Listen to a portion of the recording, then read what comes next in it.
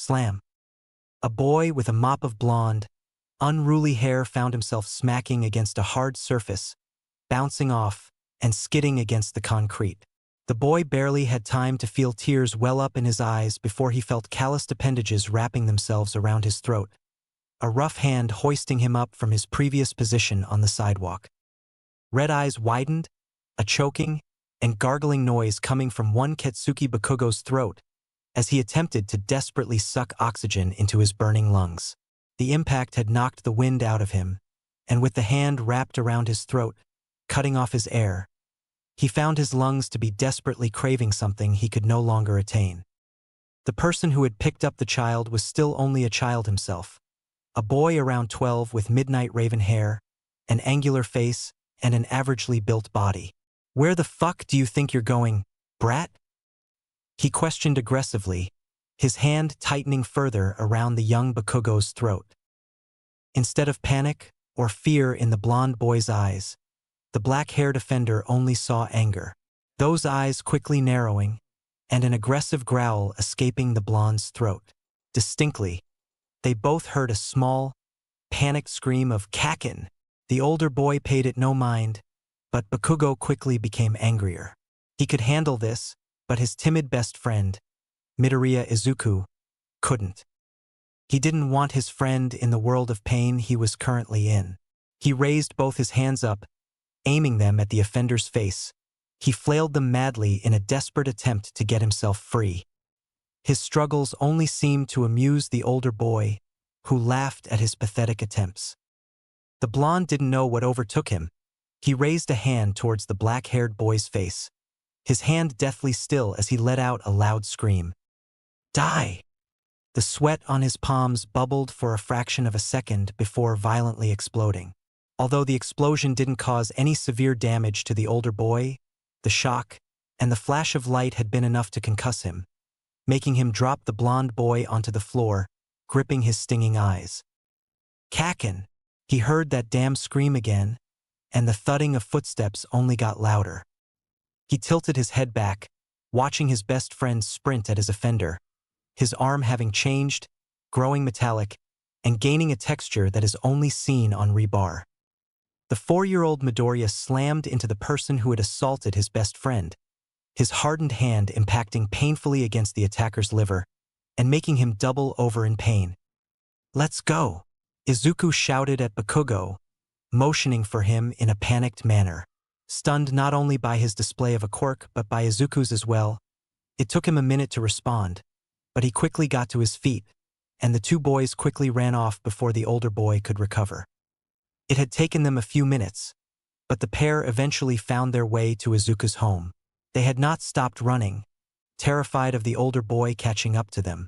The moment that adrenaline stopped coursing through their young veins, the pair crumpled, bending over, and wheezed desperately in an attempt to catch their breath.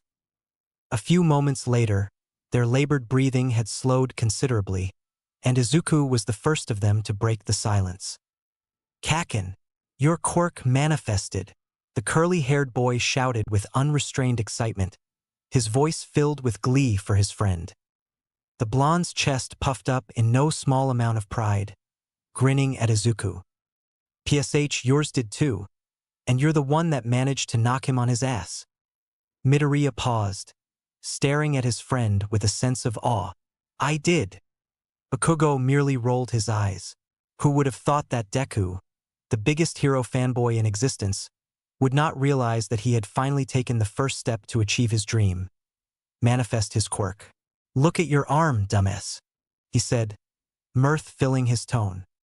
Midoriya looked down, and sure enough, his arm had undergone a very noticeable change. Flesh and bone had disappeared, replaced with heavy, rugged rebar. Almost his entire arm had changed, the transformation to the heavy rod of steel reaching just beneath his elbow. Even his fingers had undergone the change. He noticed his joints and ligaments replaced with swiveling metal. He tried moving his fingers and the metal creaked in protest. His fingers responded sluggishly as the metal curled at a slow rate. A look of shell shock crossed Izuku's face. He had done it, he had manifested his quirk. He swiveled around sharply, adrenaline once again coursing through his veins as he rushed up the steps. His friend momentarily forgotten as he slammed his hand against the door, metal thudding against the wooden surface as he excitedly and erratically knocked. Midoriya Inko opened the door not a moment later, a green-haired woman that was nearing her 30s, the woman looking quite annoyed with whoever had disturbed her peace. Her eyes widened as she took in the form of her son, his metallic hand still outstretched. She slammed into him, wrapping him into a tight embrace as tears of joy streamed down her pristine white skin. "My baby!" she squealed. "You did it!" "I did it!" The young Izuku squealed happily, and Inko hoisted her boy up into the air, hugging him tightly against her chest, his own tears of joy beginning to seep out of his green eyes. She raised him up into the air, giving him a wide grin, sniffling softly as tears still softly trickled down her features. "You know what that means, Izuku?" she uttered playfully. "I'm going to be a hero," he squealed once again in response, and she hugged him close to her chest once again. Bakugo gave a deadpan stare. Man, the Midoriyas were a bunch of fucking crybabies. Even then, though, he still couldn't help but feel warmth and happiness fill his chest at the prospect of him and his best friend growing together, and fighting alongside one another, becoming the top heroes of their generation. He turned around slowly, careful not to interrupt the moment between the mother and child, as he walked away. The rest of the day went by like a blur for the young Midoriya. He didn't know how or when it happened, but he eventually found himself seated on the couch, still admiring his metallic arm as he waited for his mother to finish cooking dinner. The delicious smell of katsudon wafted through the room and kept the young boy eagerly bouncing in place. For some reason, the young boy felt that he was hungrier than usual, like he hadn't eaten in days. It only made him all the more eager to enjoy his favorite meal. He didn't know when it happened, but eventually the novelty of having his quirk had worn off. He stared at the hand, his green eyes no longer filled with awe, but with curiosity. He flexed his fingers once again, noting how they shifted uncomfortably unnaturally in their transformed state, metal grinding against metal making for a low squeaking sound as he moved his joints, if they could even be called that anymore. "Mom," the young boy called out, uncertainty filling his voice. "Yes, honey." His mother's voice rang out, loud and as sweet as ever. How do I turn it off?" he questioned. "Oh, that's simple, honey. You just..." She paused momentarily, then cursed under her breath. How did he turn it off? Well, it looked like it was time to make a visit to the quirk doctor. Izuku had to go get his quirk registered, anyway. And so, after a filling dinner, the pair found themselves in a doctor's office. An overweight, friendly-looking man with a bushy mustache and a shaved head staring curiously at the small boy. Izuku was sitting in an oversized swiveling chair, and his mother stood by idly for support. The quirk doctor leaned in closely to inspect the metallic arm of the young boy. "Well," the doctor started, "it's certainly a unique quirk, that's for sure," he stated. Usually, transformation, or as you probably know them, body enhancement type quirks don't usually manifest so strongly, especially not at such a young age, he uttered, rubbing his chin thoughtfully.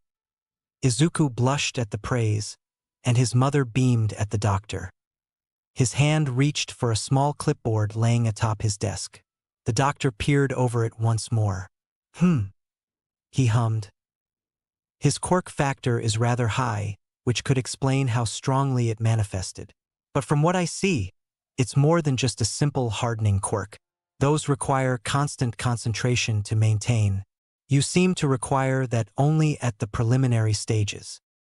Say, my boy, what did you feel when you activated your quirk? What exactly did you think of?" Izuku fiddled nervously in his chair, idly scratching at his metallic hand. "I just wanted to be tough enough to defend Kakin." He tilted an eyebrow at the name, but didn't comment on it, simply letting the boy continue. "I was looking around, and I saw a piece of metal lying around. It was the toughest thing I could see, and I was wishing that I could be that tough." He quirked a brow once again, Strong emotional experiences were what it usually took to trigger a quirk, or cause it to manifest, but for the boy to manifest his quirk in a way that resembled something around him. Oh, it was much more than an ordinary hardening quirk, that was for sure. The doctor had a small hunch, and he'd have to test it to be sure. He simply had to sate his curiosity. Sure, he saw quirks of all kinds on a daily basis, but such a strong quirk manifestation in a 4-year-old boy. It was simply unheard of. Unless, of course, hardening or simple body enhancement wasn't his quirk at all. Izuku, he started softly, and pointed at a nearby medical bed. More specifically, he had pointed towards the metallic railings that had made up the metallic base that supported the bed. I want you to look at that, and think of the exact thing you thought while you were saving your friend, okay? He uttered and locked his gaze onto the boy. Izuku nodded quickly, and with not a small amount of excitement. He gazed at the metallic railings carefully, taking in how they looked, how smooth the stainless steel surface was, and its rough diameter. He sucked in a deep breath, and surely enough, the very tips of his fingers on his untransformed hand began to glow. The doctor sucked in a large breath as he saw the boy's fingertips transform right before his eyes, flesh and bone disappearing, giving way to hard metal. The boy didn't get very far with his transformation, as he had barely managed to transform his fingers to the first knuckle before the glowing stopped, and Izuku leaned forward, his breathing heavy and shallow. The older man gently grabbed hold of Izuku's hand, using his free hand to lift off his greenish goggles, so he could take a better look at the transformed digits. Amazing! He spoke out faintly, before managing to collect his composure. Young man, your quirk, it is dash. And then suddenly, Midoriya Inko, who had kept quiet for most of the appointment, made her presence known. Transmutation, she blurted out suddenly, making Izuku jump in his seat, and giving the doctor quite a startle. The man gave her an inquisitive look, his gaze simply begging for an explanation from the woman. She blushed deeply, now embarrassed by her sudden outburst. His quirk is transmutation. When his curious eyes didn't relent, she explained further. He can change his body's composition, transforming or transmuting it into whatever he desires as long as he knows the chemical composition and the rough dimensions.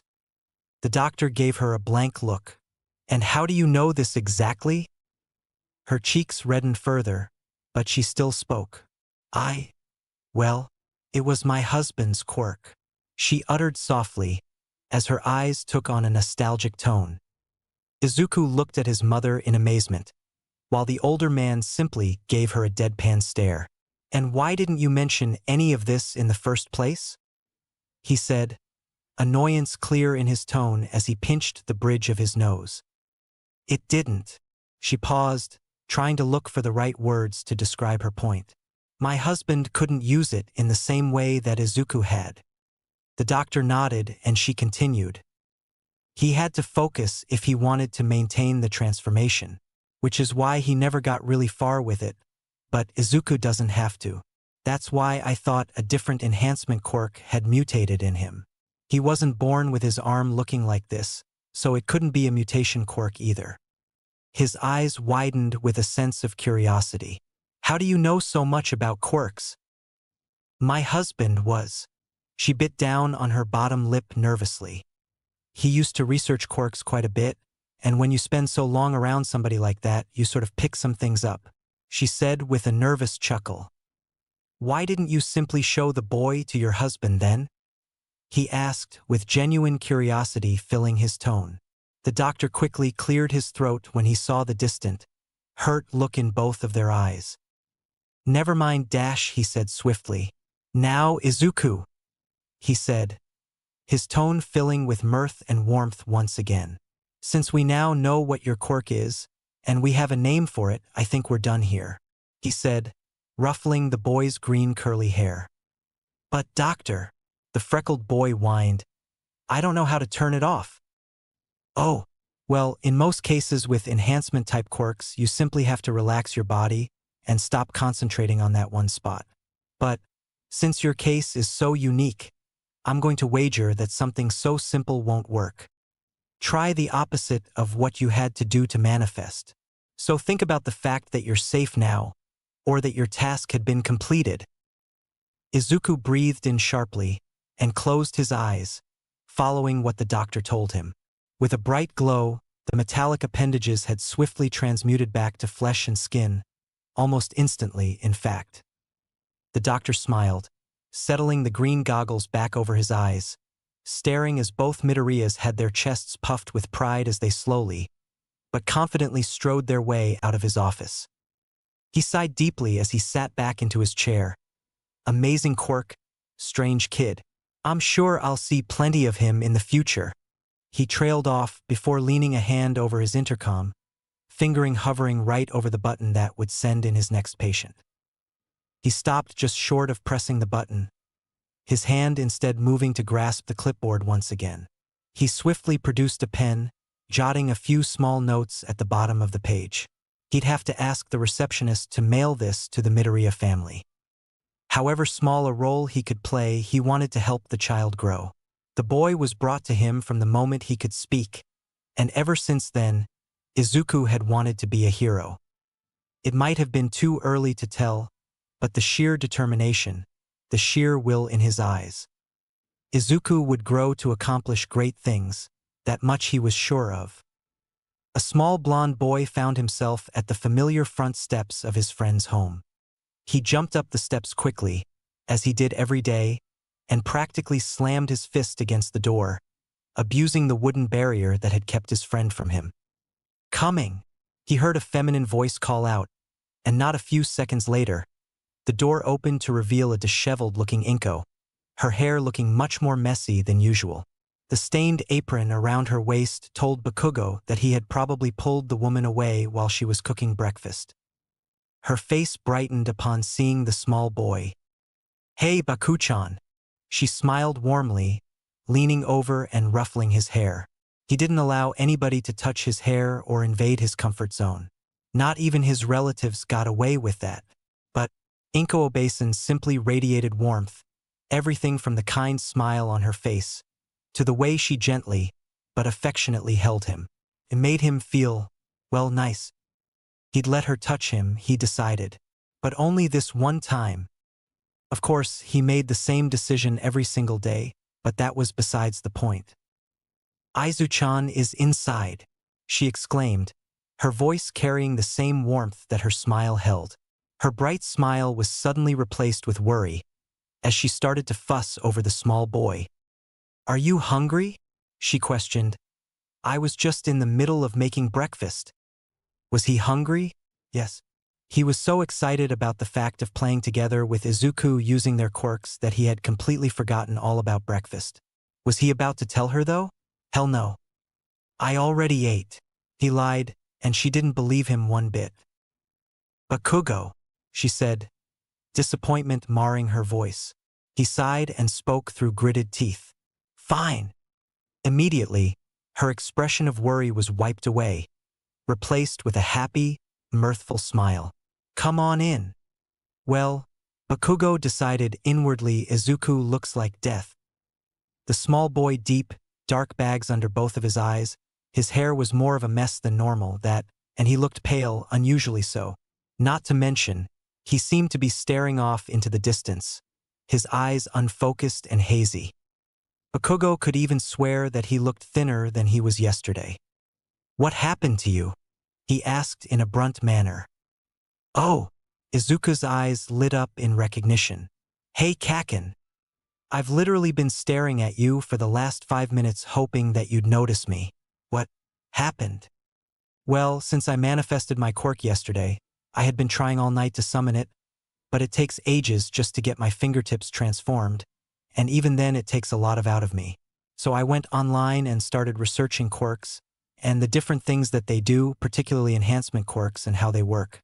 It helped me a little bit, but it didn't make that much of a difference. I could only do it slightly faster, and it seemed to be faster the more I did it, but it takes a lot of energy and I feel really hungry and it's going to take a while before I dash." "Nerd!" Bakugo cut him off, anger dancing in his crimson eyes. Izuku promptly stopped.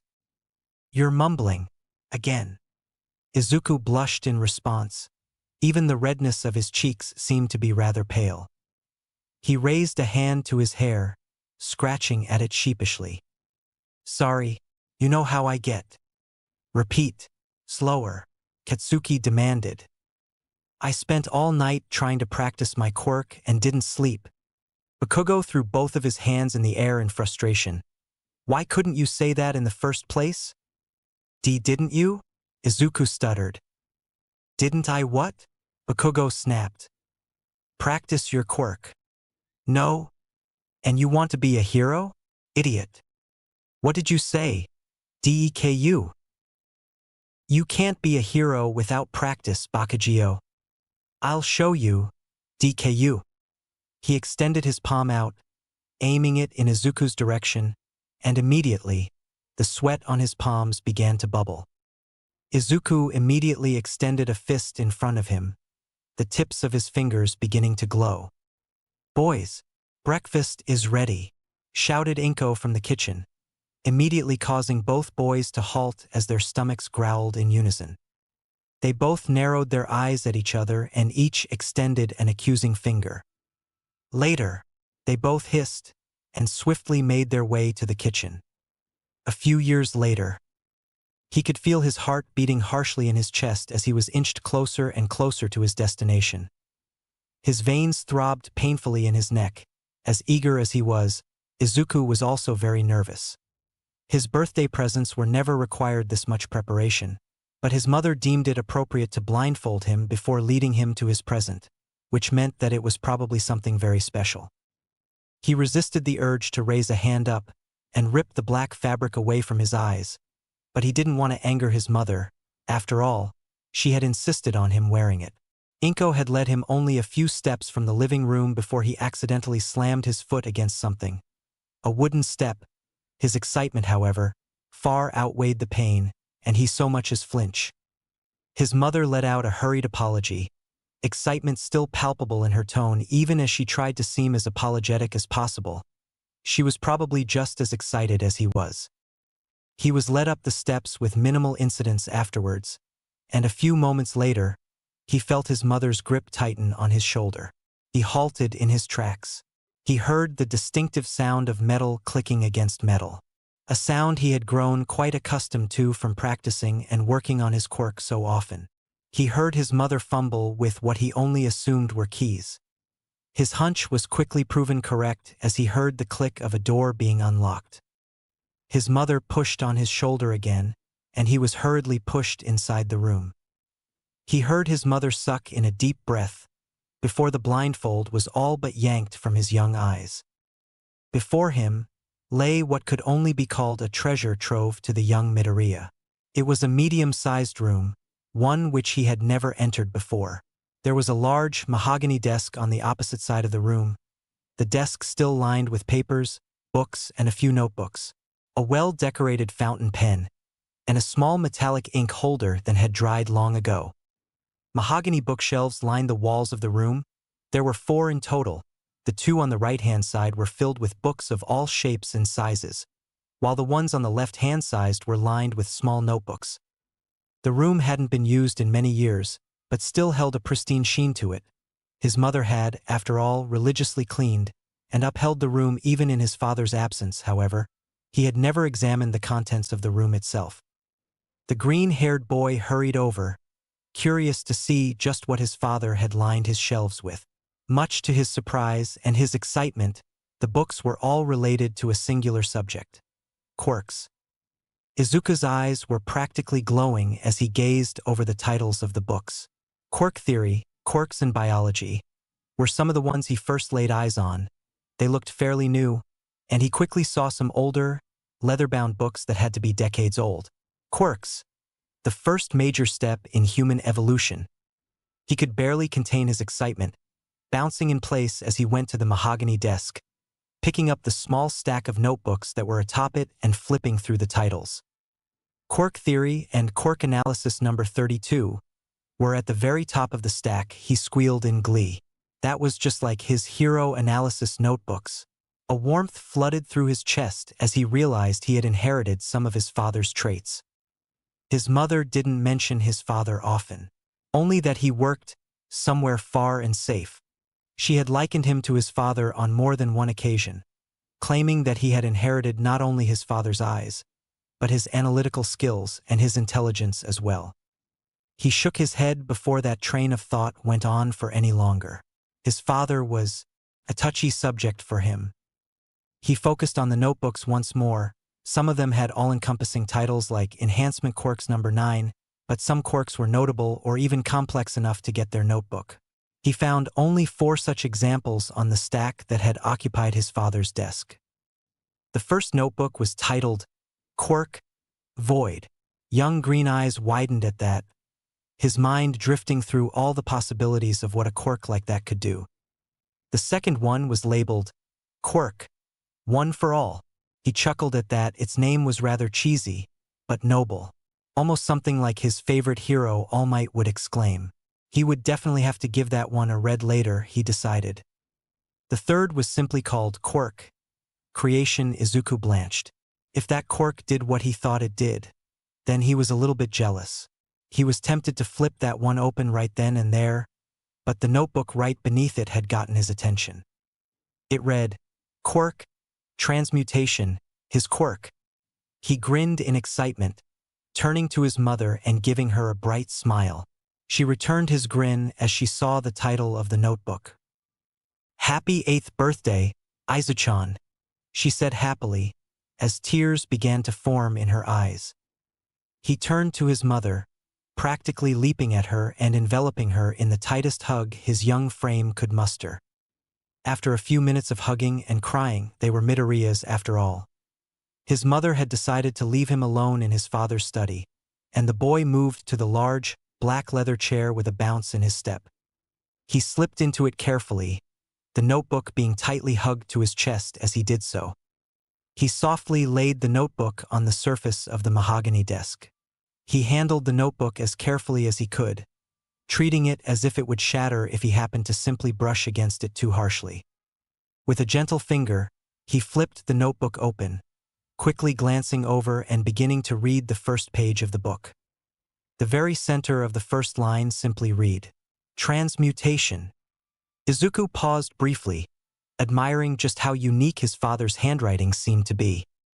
It wasn't like the flowing and smooth kanji his mother practically drew on the pages, gliding her hand along effortlessly, in a rhythmic flow. Nor was it like his own hurried scribbles, any beauty being ignored in favor of fast and efficient note-taking. His father's calligraphy was simple. It was the only way to describe it, almost robotic in fact. It seemed that every kanji letter had been printed on, but it wasn't.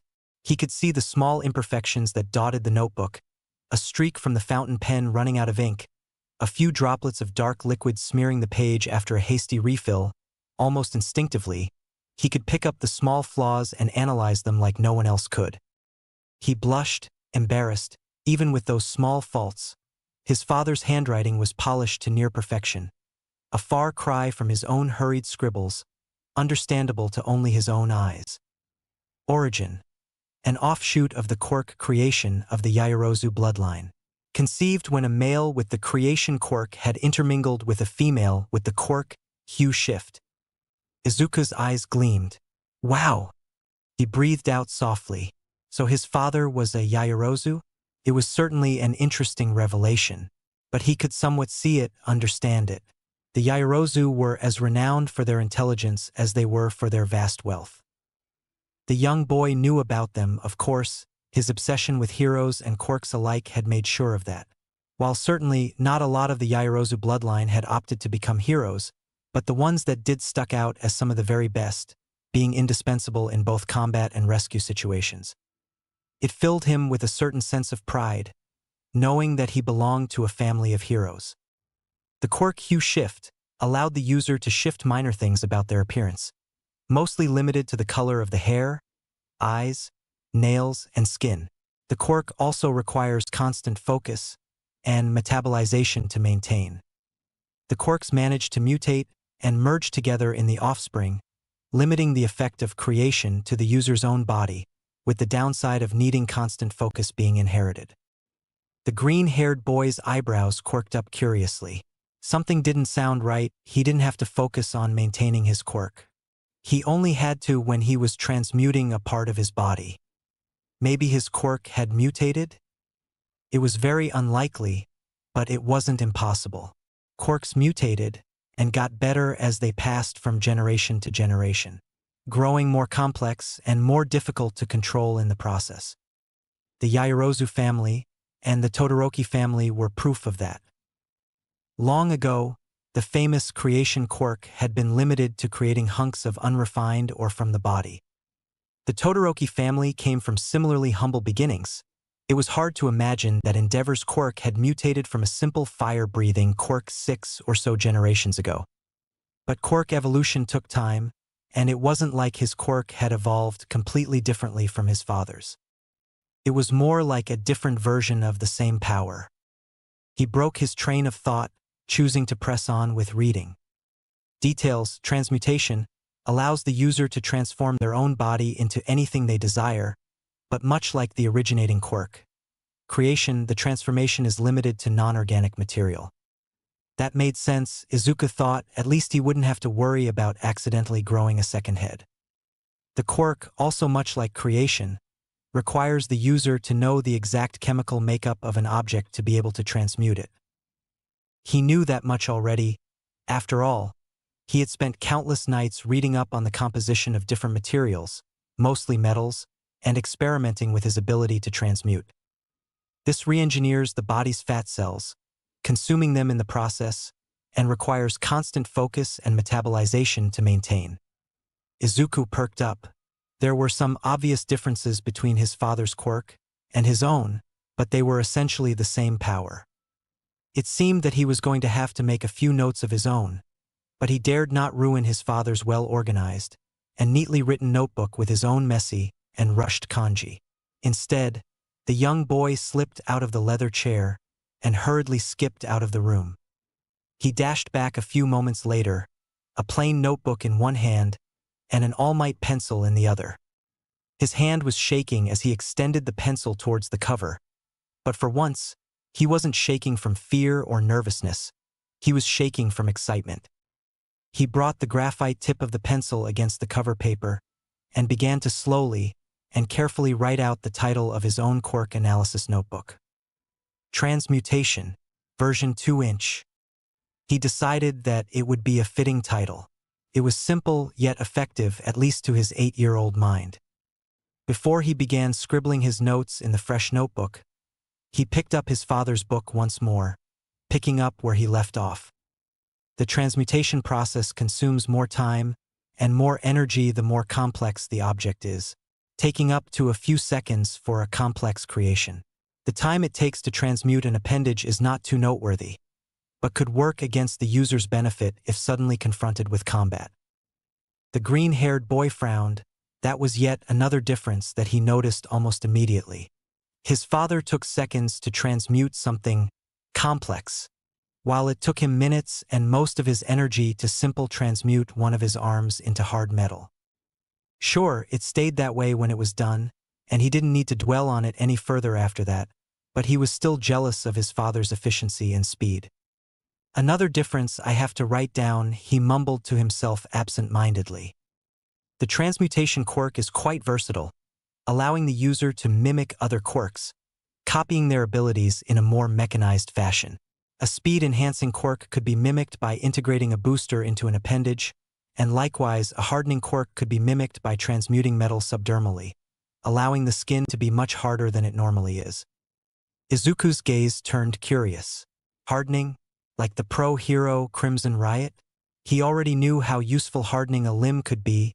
It wasn't only a boost of defensive abilities, but offensive ones as well. But to limit the hardening to the skin? He wanted to smack himself for not thinking of that, and to think that he had his quirk for nearly 4 years. The green-haired boy raised his hand up to his face, and then promptly shut his eyes, focusing intensely. A few splotches of shiny, silver metal started appearing at the center of his palms. They looked like droplets of spilled ink, standing out against his tan skin. His eyes fluttered open after a few moments, a wide grin crossing his young features. He pulled his other arm upwards and started flicking the small spots he had managed to transmute. His grin only got wider as he heard the distinctive clicking of metal. It was sloppy and a bit slow, but it was a start. He was sure that once he mastered it, would be a much faster way to reinforce his arms. It wouldn't be as solid as changing the entire thing into metal, but he figured it could do in a pinch. Wait, if he could use his Quirk's abilities to mimic other Quirks, did that mean he could mimic Kaken's Quirk? The only thing he had to do was figure out the chemical composition of nitroglycerin, and with enough practice, he could probably turn his sweat into nitroglycerin the same way that Katsuki did. Sure, he wouldn't be able to ignite it at will, but it would be a start. And he was sure he could figure out a workaround with enough time. Izuku's eyes scanned further down the page, a bit disappointed to see that the analysis had already ended. So soon? That was what, 2 pages? If that was all there was to the Quirk, then what possibly made his father use up an entire notebook for this? Now curious, the boy gripped the notebook in his hands and began flipping through the pages. Much to his surprise and amazement, each page he had flipped through showed a different illustration, a well-polished sketch, hand-drawn with a title above it and a short description beneath it. The green-haired boy's eyes bulged. The notebook had, 100 pages? And practically all of them were filled with some sort of sketch. He flipped to the very center of the notebook, curious to see what exactly these sketches were. Quirk Mimic, Air Cannon. The title read, and the sketch showed off the cross-section of a mechanized arm, filled with all sorts of different compartments, with a long, thick metallic tube going through the very center of the arm and jutting out of the palm. His father had even scrawled in rough dimensions and the material for each component. He swallowed. That was a little advanced for him, he had to admit. Just transmuting his arm into solid metal took a lot out of him. And he had already been shown that he couldn't fine-tune the dimensions of his transmutation, as he had barely managed to transform a few patches of skin, let alone an entire arm, filled with moving parts. And were those tiny gaps he saw lining the sides of the arm?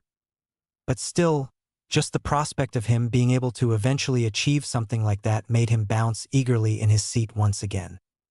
His father had to be extremely creative and smart to be able to come up with so many ideas for such a Quirk. He flipped through the notebook again, trying to find something simpler, something that would get him started in following his father's footsteps. A year later, green eyes fluttered open at the incessant ringing of an alarm. The curly-haired boy yawned, softly sliding a hand over to the button and stopping the annoying beeping that had woken him. He smiled to himself, sitting up and stretching his arms over his head with a loud but cheerful groan. He twisted his body, naked soles finding themselves impacting soundlessly against wooden flooring as the boy practically skipped out of his bed, energy filling him from the moment he opened his eyes. Izuku followed a fairly simple morning routine. He'd wake up, take a quick shower, brush his teeth, eat a large, healthy meal that his mother prepared, and then he'd go out, find Katsuki, and the pair would go for a run together before they headed out for school. Convincing Katsuki to exercise wasn't an easy task, but somehow, the young boy had managed to convince his blonde friend about the importance of exercise when it came to developing their quirks. He had only discovered the importance of physical training about 8 or so months ago, when he read through one of his father's many notebooks about enhancing quirks. Apparently, the best way to maintain enhancement quirks was to exercise regularly and have a proper diet so that the quirk had plenty of reserves to draw upon. He woke up expecting the day to be like any other day, but instead of the smell of a delicious breakfast wafting through his room, he only heard an eerie silence. That wasn't right. His mother was up before him nearly every day, and if she wasn't cooking, then she was usually cleaning around the house or vacuuming. He tilted his head curiously, trying to listen for something, for anything that would indicate his mother's presence. Silence. Having inherited his mother's worrywart nature, he immediately expected the worst, and he dashed out of his room, his morning routine all but forgotten as he went to look for his mother. He checked the kitchen first. Nothing. Everything had remained untouched. Even the dirty dishes from last night's katsudon dinner had been left unhandled. The living room? Also nothing. No, quite worried, he rushed back upstairs, bursting through the door of his mother's room. He found her. Her face was buried deep into a pillow, and her frame was shaking, her shoulders bouncing quietly. Her fingers were clutching the pillow so tightly that her knuckles had turned white, and she had yet to respond to his presence. Only when his beating heart calmed down he realized what she was doing. His mother was crying, sobbing weakly into the pillow. Mom?" he asked weakly, taking a hesitant step forward towards his prone mother. She didn't answer. "Mom!" he practically shouted, his feet moving instinctually, his hand moving to grasp her frame. She jolted, quite startled.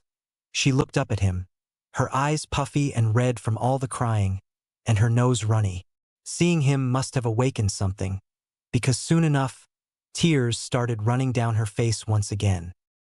Izuku," she choked out, spreading her arms and motioning for him to come closer. He immediately found himself in the arms of his mother, Inko hugging him as tight as she could, almost as if he would disappear any second. "Mom, what happened?" Her tears spilled that much faster, and she buried her face in his chest, beginning to sob loudly once again. He could barely pick up the words that she sputtered out in between the sobs that racked his mother's frame. Your father," she stuttered out and sobbed that much harder against him. The hairs on the back of his neck stood up, cold goosebumps beginning to creep all over his young frame. What? She pulled away from his chest to momentarily look up at him, her bloodshot eyes taking a moment to focus on his own green orbs. She clenched her teeth, sniffling softly before speaking. "Izu-chan," she started softly, wiping away her tears, and then gripping him by the shoulders so he would look at her. "Your father." Her voice cracked momentarily. "He's in a coma." She spoke softly, each syllable she forced out causing a stabbing pain in her heart. He only had vague recollections of the man that he had called his father. All that remained of him were hazy memories, broken recollections of a mysterious man that had long ago disappeared.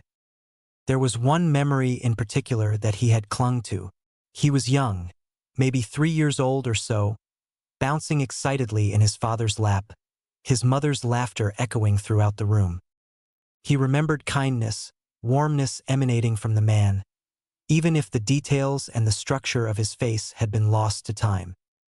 He felt as if something had punched a hole through his heart. "We don't know if he's going to make it." Izuku maintained his wide-eyed stare, shock and confusion marring his face. "What happened?"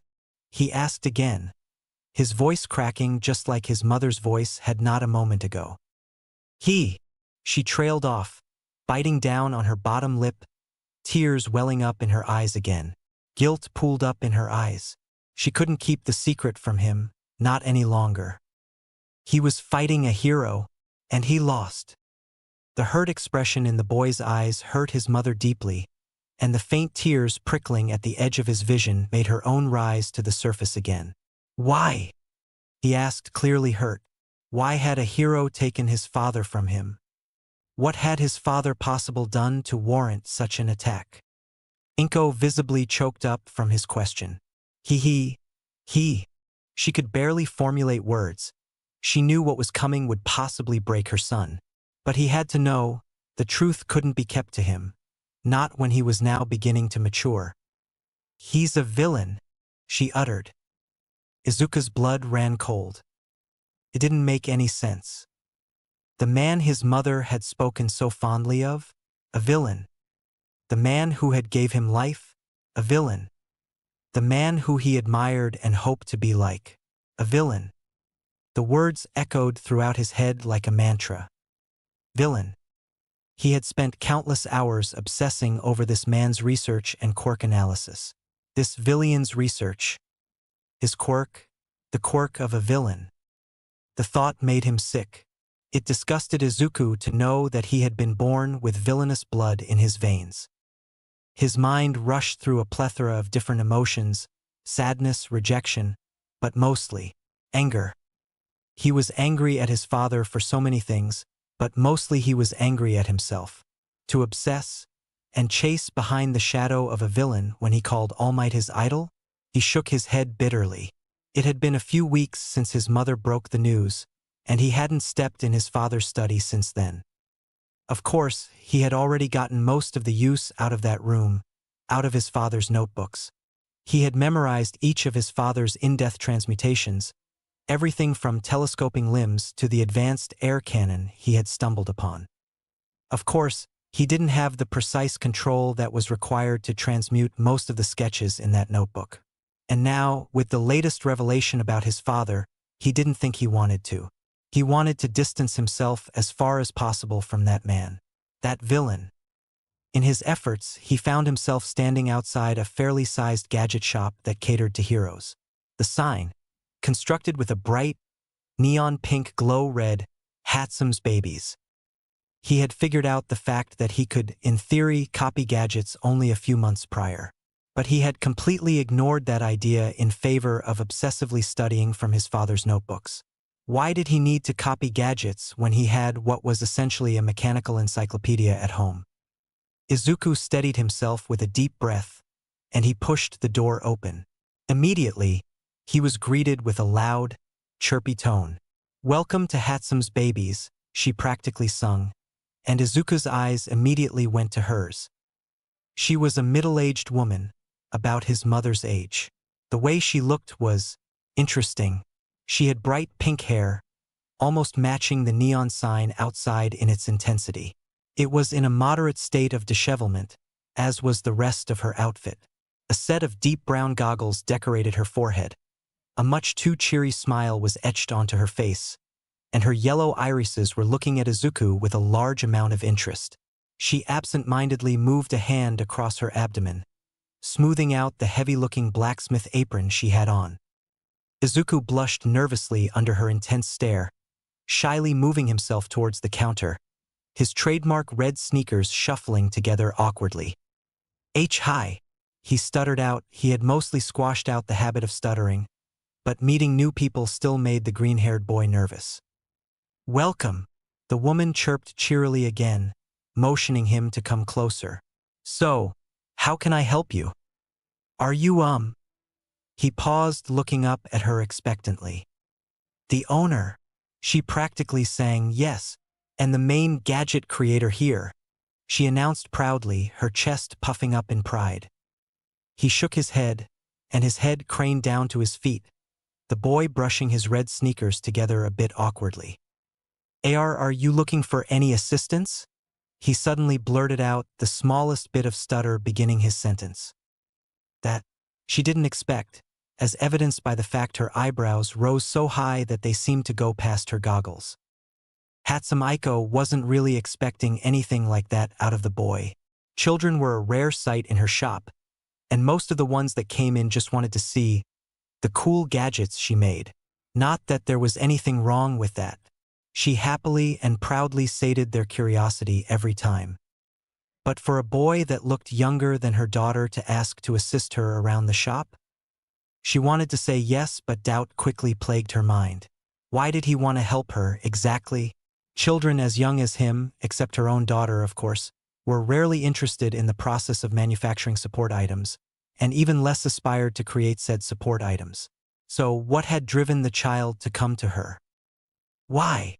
she asked simply, genuine curiosity, and a hint of shock filling her tone. Izuku, being the bright boy that he was, understood the question quickly. "Why should I let you?"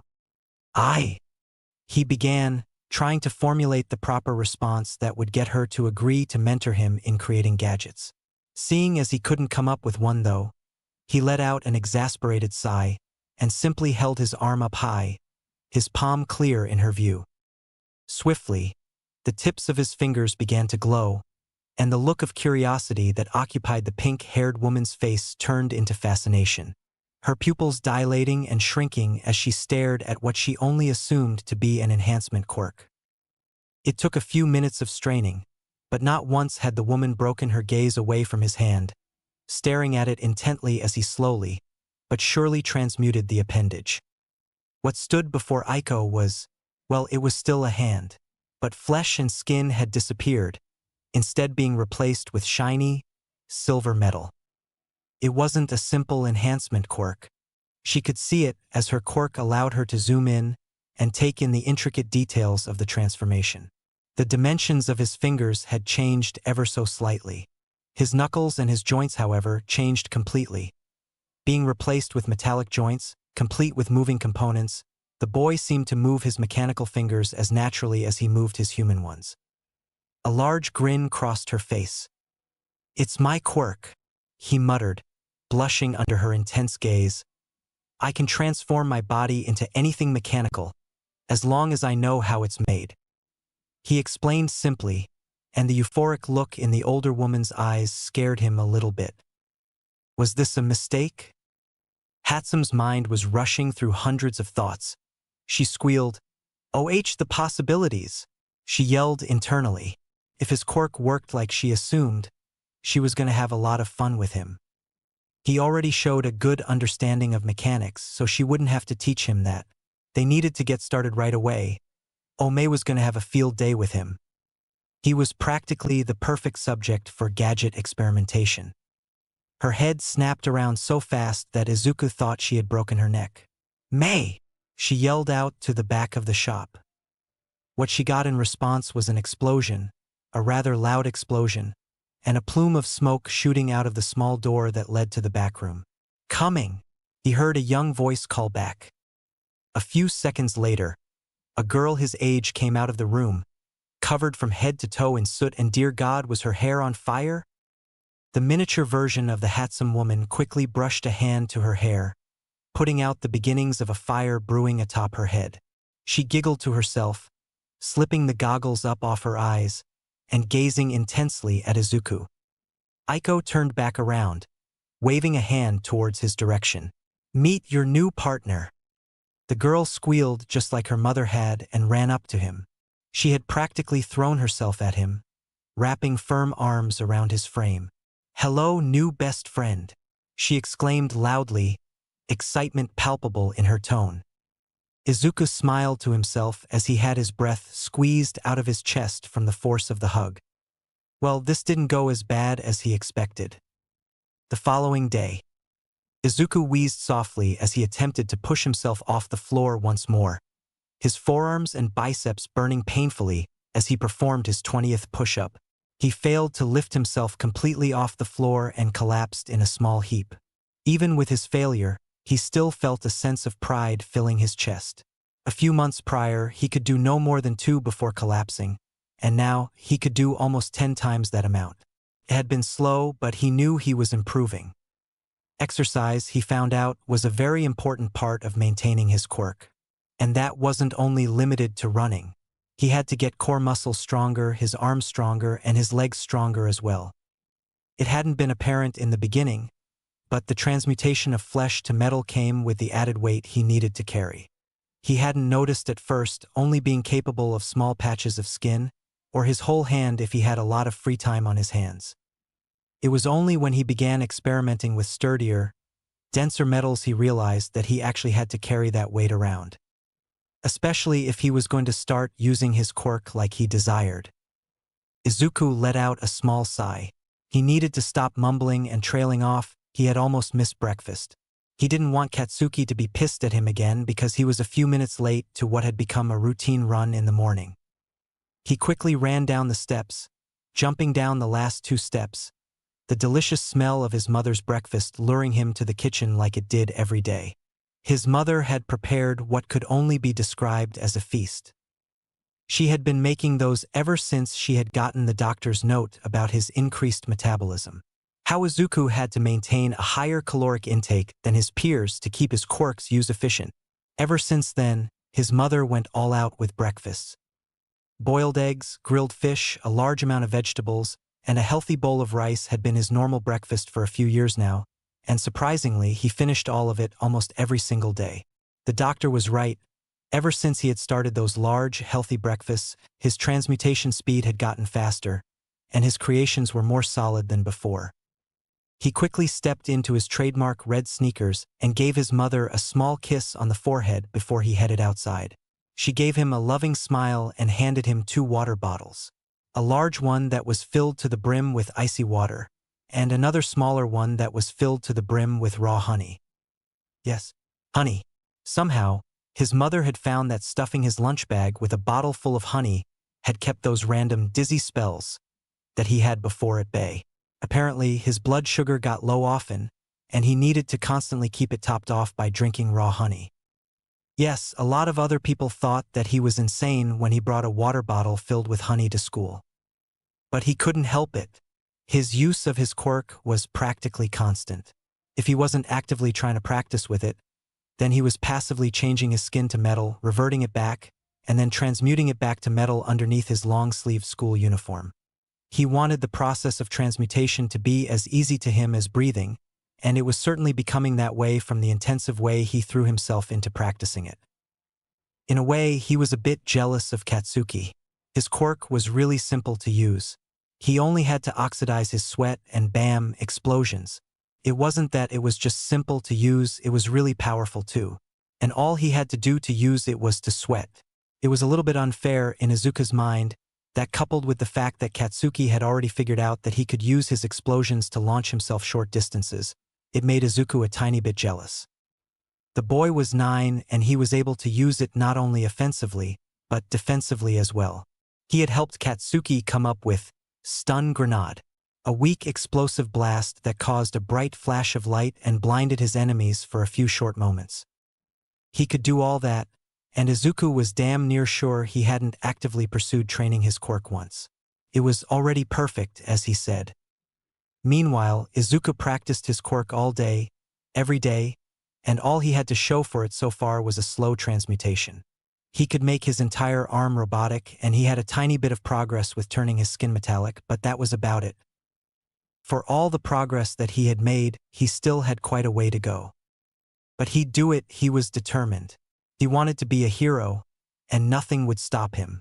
Even with the blood of a villain in his veins, he was going to show everyone that he could be a hero. 3 years later, Hatsum Aiko barely flinched as the sound of a loud explosion rang throughout her shop. Her ears began to ring, and she shook her head, an expression of faint annoyance crossing her features. "You two okay back there?" she yelled, casually flipping through a small gadget magazine that laid atop the counter. She didn't even bother to glance back to see the plume of smoke. She had gotten used to it by now. "Yeah!" shouted the pair in unison, a series of muffled coughs coming from the small back area of the shop. The cause of the explosion? May had insisted on overcharging a speed enhancement gadget, a fairly sized gadget that clipped around the calves and used bursts of compressed air to give the user a small boost in speed. May had came up with the ingenious idea of using another type of compressed gas, nitrous oxide. She hadn't even given Izuku time to react before she had inserted a small, finger-sized canister into where the compressed oxygen usually went, and then set it off. The gadget, only meant to release oxygen, couldn't handle the sudden heat of introducing such a flammable substance and spontaneously combusted. "You're an idiot," bristled Izuku with a small sigh, a gloved hand moving to scrape away the soot that had accumulated on the heavy red goggles he wore. The pink-haired girl answered him with her usual overexcited grin, small wipers moving frantically from side to side to wipe away at the soot that had accumulated on her own brown goggles. She let out a loud, boisterous laugh before wrapping an arm around Izuku's shoulder and pulling him close. "We would have never known if we hadn't tried." Izuku looked outraged. "Yes, we could have," he shouted back, opening his mouth once again to argue before May's finger shushed him quickly. "No arguing," she said in a sing-song tone. "We have more babies to make," she said with glee, tossing Izuku a metallic wrist strap. He caught it swiftly, his metallic hand clinging softly against the steel device. "What now? Are we going to shove a stick of dynamite in this?" he uttered sarcastically, and he saw her yellow irises roll. "No, idiot. I need you to adjust this," she said, her grin never once leaving her face. His brows furrowed, and he grumbled under his breath before the tip of his index finger began to glow. May watched on in fascination. No matter how many times she had watched him transmute his hands, it never stopped intriguing her, even if she had seen it hundreds, if not thousands of times. The tip of his finger stopped growing, his transmutation narrowing down his finger to a fine rod, with a screwdriver at the very end. Wordlessly, he began adjusting the metal bracer, feeling the pink-haired girl's hand patting his shoulder affectionately. "Good toolbox," she sang, knowing that that particular nickname annoyed him to no end.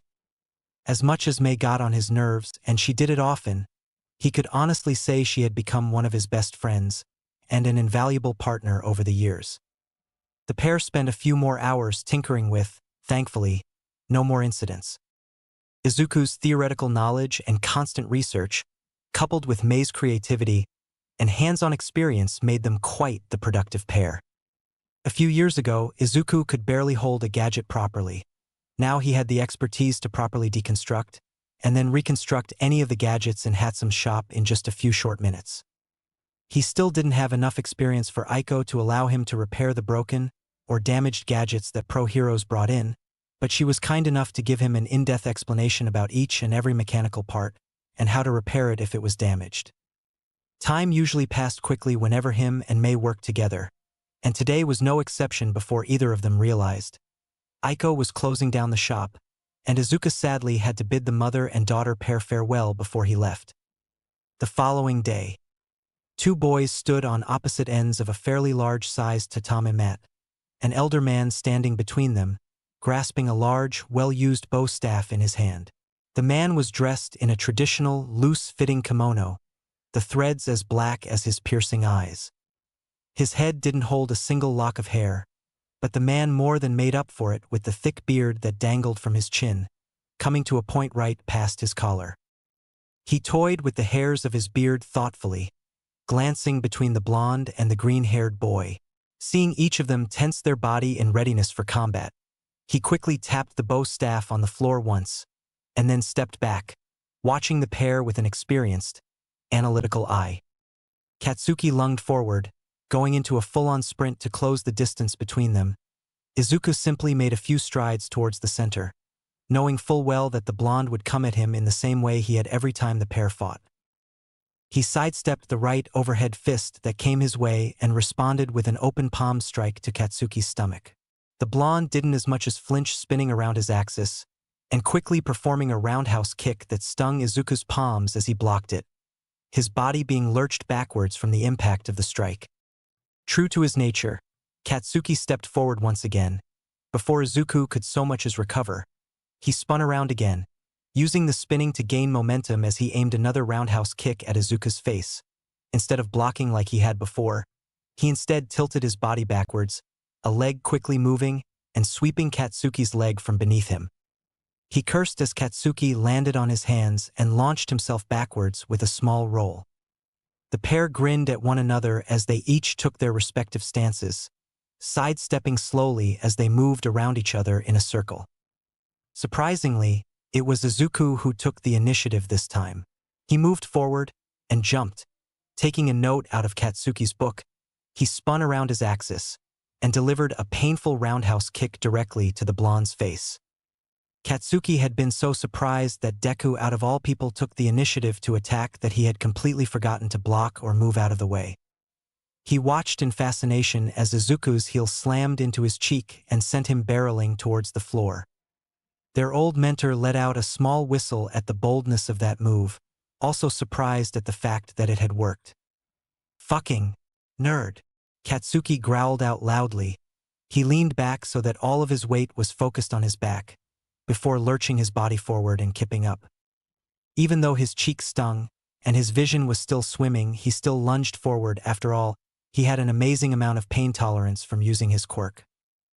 He aimed a right overhead strike at Izuku once again, and the green-haired boy shifted his stance, ready to redirect his attack and knock him off balance. But Katsuki hadn't gone through with the attack all the way. As soon as Izuku had shifted his stance, the blonde's shifted as well. He kept his left foot firmly planted on the floor, and then spun around his body, delivering a devastating spinning elbow to the green-haired boy's unprotected cheek. The amount of force from that attack sent him to the floor. He hadn't been knocked out, but it was damn close. Black spots filled his vision, his world beginning to swim around him. His vision swam so badly that he hadn't noticed the light tap of the bow staff that had concluded their spar. Looking up, Izuku saw Katsuki unsteadily moving on his feet, his knees buckling beneath his own weight before he, just like Izuku, collapsed to the floor, holding his bruised cheek. A small laugh caught both of their attention. An amused smile had been dancing on their mentor's face, but more than that, they saw the pride that filled his eyes as he stared at the pair. "You're getting better," he commented, amusement still in his tone. "Midoriya," he started, "your defensive style is still a bit too rigid, but you've made good progress. Try not to analyze every single movement. Let your muscle memory do the fighting for you." He had repeated that remark dozens, if not hundreds of times by now. Izuku lightly blushed and rubbed at his green curly locks sheepishly. "And that was a nice hit. It's good to see you've finally gotten daring enough to take the first strike." He smiled under the praise, a goofy smile playing at Izuku's lips even as his mentor turned towards Katsuki. "And you, idiot," Katsuki responded with a death glare, though it was quite subdued. He knew their old mentor was quirkless. It didn't make him any less intimidating, though. He could still beat both their asses with a hand tied behind his back. Literally, he had done it before. "How many times am I going to have to tell you to slow down?" he uttered, affection and annoyance littering his tone. "Take your time, think. Your speed makes you unpredictable, but it also leaves you with a lot of openings." Katsuki begrudgingly nodded. He, much like Izuku, had heard this particular comment before, and he was trying to work on it, honestly, but it was hard to slow down and think when he was such an adrenaline junkie. He tapped his bow staff against the floor, and the pair quickly rose to their feet again, each clutching their respective bruised cheek. Almost in perfect unison, they each shook their heads and took their respective fighting stances once more. Later that day, Bakugo Mitsuki wasn't alarmed when she heard her son let out a series of curses obscene enough to make a sailor blush. It was a usual event in the Bakugo household, after all. What did surprise her, however, was the fact that he hadn't blown anything up afterwards. Now that got her brow raising. Her gaze was still locked onto the TV, the woman too caught up in watching her favorite late-night soap opera to really bother with checking out what was wrong. Her eye lazily turned to the clock during a slow moment of the episode, and immediately her brow began twitching.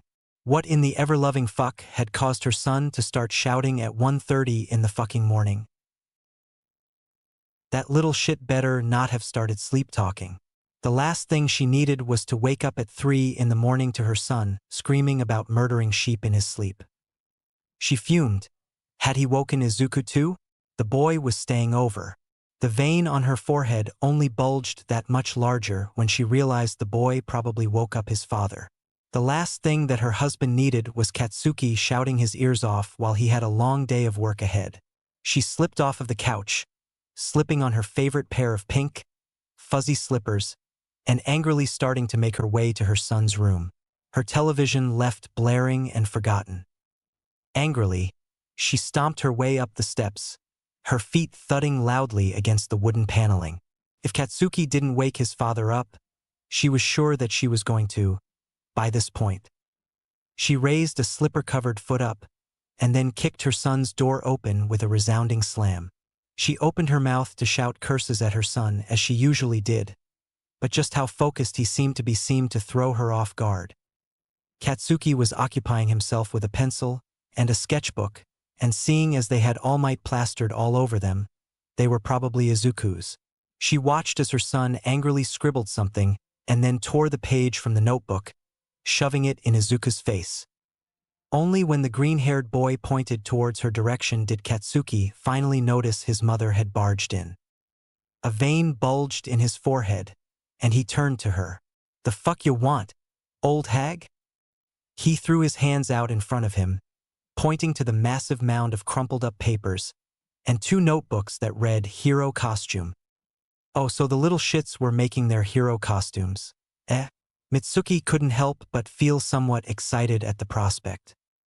She had watched for many years as her son spoke about becoming a hero with religious zealous, and now that becoming a hero was finally in reach, he was developing an outfit. She wanted to squeal in glee and ask to see their designs, but she also had to be a mother. Fuck, being an adult sucked. Well, keep it the fuck down, she shouted back at him, promptly turned around, and slammed the door shut, only to open it a second later and peek her head in. And show me what you came up with when you're done. Both boys gave her a wide grin and a nod. She quickly and quietly, this time, shut the door once more. A belt strapped with grenades? Izuku asked incuriously, before his brow furrowed a little bit in thought. That wouldn't be all that bad, actually. You could actually use those grenades as storage devices to store your sweat if you hook up the belt with some sort of vacuum or pump system. One that injects all the different grenades with sweat, and it'd pull a lot of unused nitroglycerin from your chest area, an area which you don't use all that dash. Mumbling, Katsuki yelled, interrupting him. Izuku sighed. I'm saying it can work, with some adjustments. Katsuki grinned. So you're saying I'm right? Kind of. Eat shit, Deku. Fuck you, Kaken. The fuck did you just say? He yelled out loud, getting in Izuku's face, challenging him. The fuck did I just say? Came Mitsuki's angry voice from outside the room, and Katsuki let out a huff of annoyance before grabbing his notebook once again. So, what about the grenade gauntlets? He asked hopefully. Izuku deadpanned. That's just stupid and impractical. Eh? The green-haired boy shot a hand up. It's not a bad idea, he started. But instead of storing all your sweat in one place and blowing it in one go, why not give yourself more shots to work with? I'm listening. So, he grabbed the notebook out of Katsuki's hand, drawing a thin line beneath the spot that Katsuki had scrawled out the design of a massive grenade that wrapped around his hand like a gauntlet. Beneath it, Izuku began to draw out a gauntlet that wrapped around the hand, going all the way up to the elbow. It seemed rather bare, and Katsuki was about to interject until Izuku started sketching out what looked like a miniature rocket right next to it. This, he pointed towards the storage device, goes onto your gauntlet. He tapped his base drawing once again. I can probably fit up to 5 of these on your gauntlet at a time, making for 10 shots, he explained. These will fill up with your sweat as you fight, and you can either, he pointed to the tip of the miniature rocket, uncork them and use that sweat to form a powerful close-range attack. Katsuki seemed pleased at that aspect of the design. Or, he began and pointed towards the bottom of the miniature rockets. You can launch these off your gauntlet and make for a huge long-range explosion. Katsuki choked. That sounded fucking amazing. Man, having a nerd for a friend is fucking awesome. The blonde grinned. Izuku smiled under the praise and flipped through his friend's notebook once again, finding different things that he could improve open. What began as, let's work on hero costumes together, ended as, a massive nerd tries to cram as many gadgets into a costume as he can. It wasn't until dim sunlight had begun to permeate throughout the room that pair had finished their illustrations, each one promptly collapsing into a crumpled heap onto the floor, not even bothering to get into a comfortable position before sleep overtook them. They had taken, 12 hours? But they were finally done, and had a result they were happy with.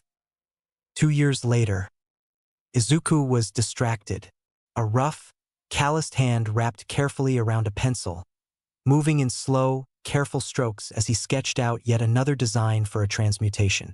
He had mastered the process a few months ago, able to now perfectly transmute each and every design he came up with. He had practiced religiously with his different transmutations, mastering a plethora of designs. His proudest achievement? A transmutation he called Boost, a mimicry he had designed of the pro hero Ingenium's Quirk. Instead of the boosters being near his triceps, however, he had positioned them much lower, near his calves, offering a more natural and more controllable burst of speed. It was loosely based off a gadget that May had blown up a few years back, one of many.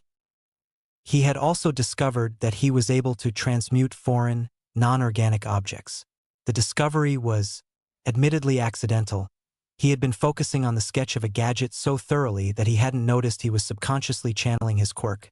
He had only noticed when the pencil in his hand became a steel tube and had torn a large chunk out of the page he was sketching on. He hadn't gone anywhere with the discovery. He simply didn't have the necessary power to do so. Transmuting his body had become easy due to his own familiarity with it.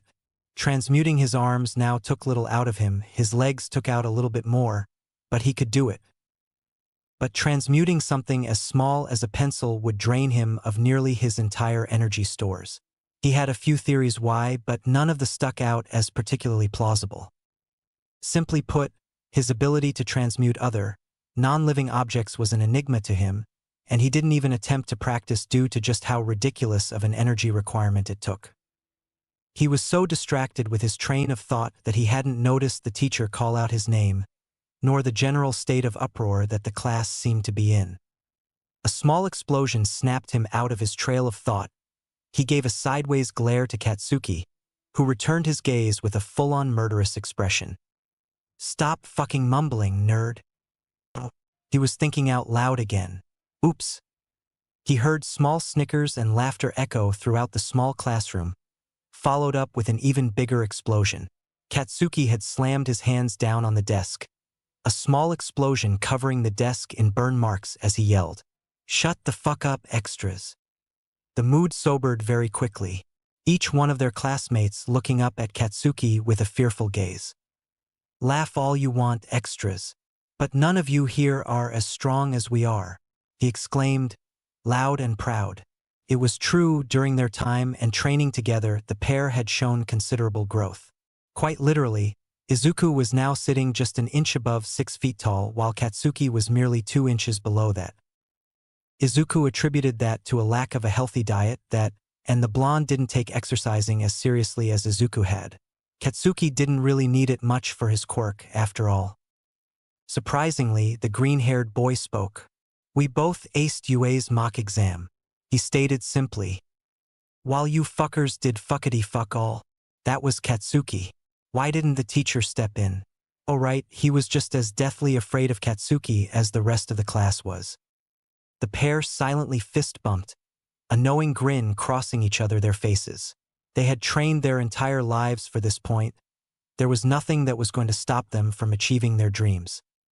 The green-haired boy shuffled along, his red sneakers moving noisily, thudding against the asphalt as he made his way home. Much like every single day, the boy was distracted, his young brain moving through one idea through another. How to improve his transmutations, how he could build some things quicker, new metal alloys to experiment with. He had been so distracted that he hadn't noticed the manhole shuddering beneath his foot as he moved across a small underpass. He did notice, however, when the manhole was launched upwards, slamming against the top of the underpass and creating a large crack in the concrete. It landed not a moment later, and the deathly silence after put Izuku on edge. He immediately raised both of his hands up, taking a defensive fighting stance as he stared at the entrance to the sewer expectantly. There was no time to transmute his hands into anything complex, so he just settled with hardening his skin. A void-like black formed at the very edge of his fingertips and quickly spread down, moving through his arms like a raging fire. The black metal didn't stop. The creeping transmutation took less than a few seconds and stopped just beneath his biceps. He had been wholly unprepared for what came to him next. What he could only describe as a massive amount of faded green, rancid sludge shot out from the manhole like a geyser, and it was quickly starting to move his way. He did the only thing he could. He turned around and ran, adrenaline filling his veins and fueling his muscles. Unfortunately for him, as much as he was overexerting himself, he wasn't fast enough. A large blob of that disgusting sludge slammed against the base of his neck and knocked him off his feet, making him roll against the asphalt painfully, small cuts and frictions burns littering his face as he attempted to get on his feet and make a run for it again. He didn't move. A heavy weight had been placed on his back, and he realized that whatever that thing was, it was atop him, holding him still. He heard a loud, booming laugh, an insane cackle coming from that mess of liquid. Finally, a fitting vessel. Don't struggle, it'll only take a minute. Before he could do as much as react, he felt a wave of liquid rush against his face, prying his lips open and beginning to push down his mouth. He choked out loudly, gargling as he was forced to swallow down mouthful after mouthful of that rancid liquid. It invaded his nostrils. He couldn't breathe, his lungs burned. Was this the end? Was this the way he died? A budding flame extinguished before it could grow to what it was meant to be? He struggled, his hands clawing at his face before the mass of sludge had pinned his arms down too. Different emotions coursed through him: fear, anger, desperation, and finally acceptance. Tears began to flow freely from his eyes. Everything he had done, it had all amounted to nothing. All the training, all those hard hours slaving away, strengthening his body, and his quirk pointless. Midoriya Izuku was nothing more than useless. "I'm sorry, Mom." His eyes fluttered shut as the very last of his oxygen was forced out of his lungs. This was it, this was his end. Smash! Then the world around him exploded. He didn't know what happened exactly, but he knew that one moment the life was leaving his body, and the next, he had been slammed against a concrete wall, bruised, in pain, but breathing. He was alive. He opened his eyes, expecting to see the horrifying visage of the sludge villain charging at him yet again, only to be met with a large, confident, and reassuring grin. What stared back at him could only be described as a Herculean man, standing well over 7 feet in length, and with a body that was so muscled it looked like it had been carved out of stone. Izuku knew that trademark grin, and those spiky locks of deep yellow from anywhere. It was the hero that he had looked up to for all his life, the #1 hero, and the symbol of peace, All Might. Izuku nearly had an aneurysm. "Ayol," he sputtered out loud, looking at the mountain of a man that stood proudly before him. The tall man responded with a confident, reassuring laugh, slipping into a pose. "Might. It's all right now. Why? Because I am here." The catchphrase that he had heard 1,000 times before seemed to reverberate within the boy. "All Might," he exclaimed loudly, promptly getting to his feet. Being saved by his hero, he felt a strange weight make its way onto his shoulders. A burden that he had experienced before. One that he had squashed away, bottled up. He felt filthy, tainted, before the symbol of justice and heroism before him. He was the son of a villain, and before him was the #1 hero. His thoughts moved like tumultuous waves, doubt once again plaguing his mind. Izuku had thought that he had squashed those thoughts away, that he could become a hero no matter what. He had charged on with a headstrong mindset and unrelenting determination. But before All Might, for some reason he felt pressured, uncertain. He needed confirmation, validation, something to let him know he could become a hero. "Well," All Might started, bending his knees, "since you seem to be doing all right, young man, I'll be off to hand this villain off to the local authorities." And with that, he took off, a large spiderweb-like crack emanating from where he had launched himself. Izuku resisted the urge to let out a horrified scream as he stared down, the buildings beneath him moving away in a blur. They were going so fast. "All Might," he shouted out, his words coming out like a warbled mess thanks to the wind moving his lips around comically. The blond man glanced down, panic filling his features as he noticed the boy attached to him. With no other choice, he was forced to land on a nearby building. Izuku looked down in shame, unable to meet his hero's gaze as he spoke, his heart pounding painfully in his chest. "All Might, do you think I can become a hero?" He was met with another boisterous laugh. "Of course," he exclaimed, and quickly turned, hoping to be able to leave the building before his time ran out. Luck didn't seem to be on his side, however, as the boy before him silently shook, before whispering out, "Even if my father is a villain?" All Might paused, jolting suddenly as he coughed blood into his hand, and his muscle form deflated, leaving behind a thin, sickly-looking man. "What did you say, young man?"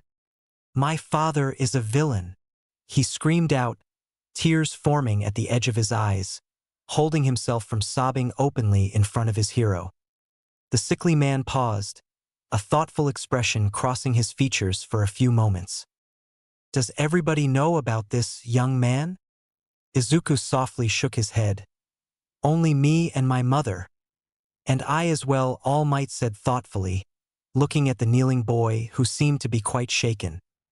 Izuku recoiled as he felt a thin, reaffirming hand grasp his shoulder softly, giving it a few pats. "Don't worry, young man." All of his fears seemed to melt away into nothing. That doubt that plagued him and made his heart thump uncomfortably in his chest. It was gone. Izuku glanced upwards, hope filling his eyes. "Who are you?" All Might's face fell.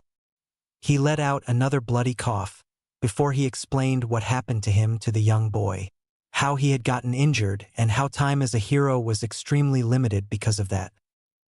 After a lengthy explanation, All Might squeezed his shoulder once again. "Don't worry about your lineage, young man," he said softly, a bright, confident smile. "No matter whose son you are, you can be a hero as long as you're determined. And now, both of us have a secret we have to keep," he said with a playful smile, raising a thin, lanky finger to his lips in a shushing motion. Izuku smiled and wiped the tears from his eyes as he thanked All Might, watching the man disappear behind the small door. Neither of them had noticed that the bottle that the villain was captured in had gone missing during the exchange. Izuku grinned as he saw a bright flash of light, followed up by the sound of a booming explosion. There was no way in hell that was an accident. That was most likely a villain attack, and where there were villains, there were heroes.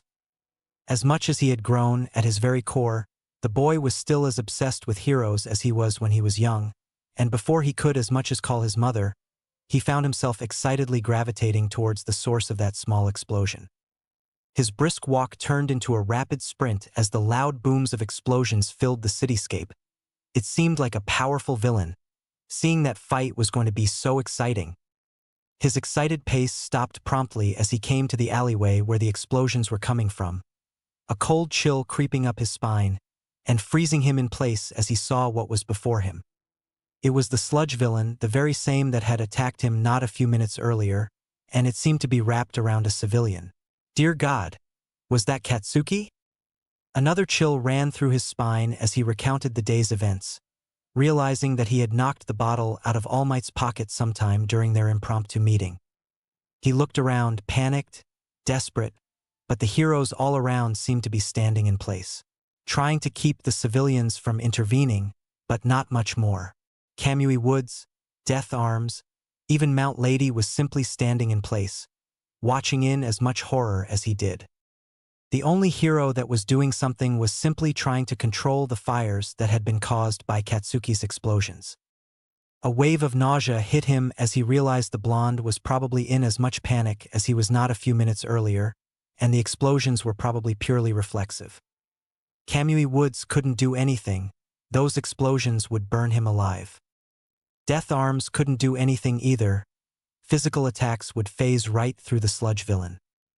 Mount Lady, she could probably grab Katsuki and somehow shake off the slime villain if she tried. No, the alley was too small for her to even step close. He ground his teeth together, trying to think of a solution. The only thing he could do was to blow that thing away, like All Might had. What could he do? A single thought rang across his mind, a schematic. He remembered it as clear as day. Quirk mimicry, air cannon. He had sworn not to use his father's transmutations, but now, there was no other way to save his friend from certain death. Before he had even formulated a plan, his body moved, adrenaline flowing through his veins as he began to channel energy to right hand, a rough idea of a transmutation going through his mind. He was sure that he could blow away the villain with the air cannon, but transmuting that required time. He needed something to buy him time, and he couldn't simply wait.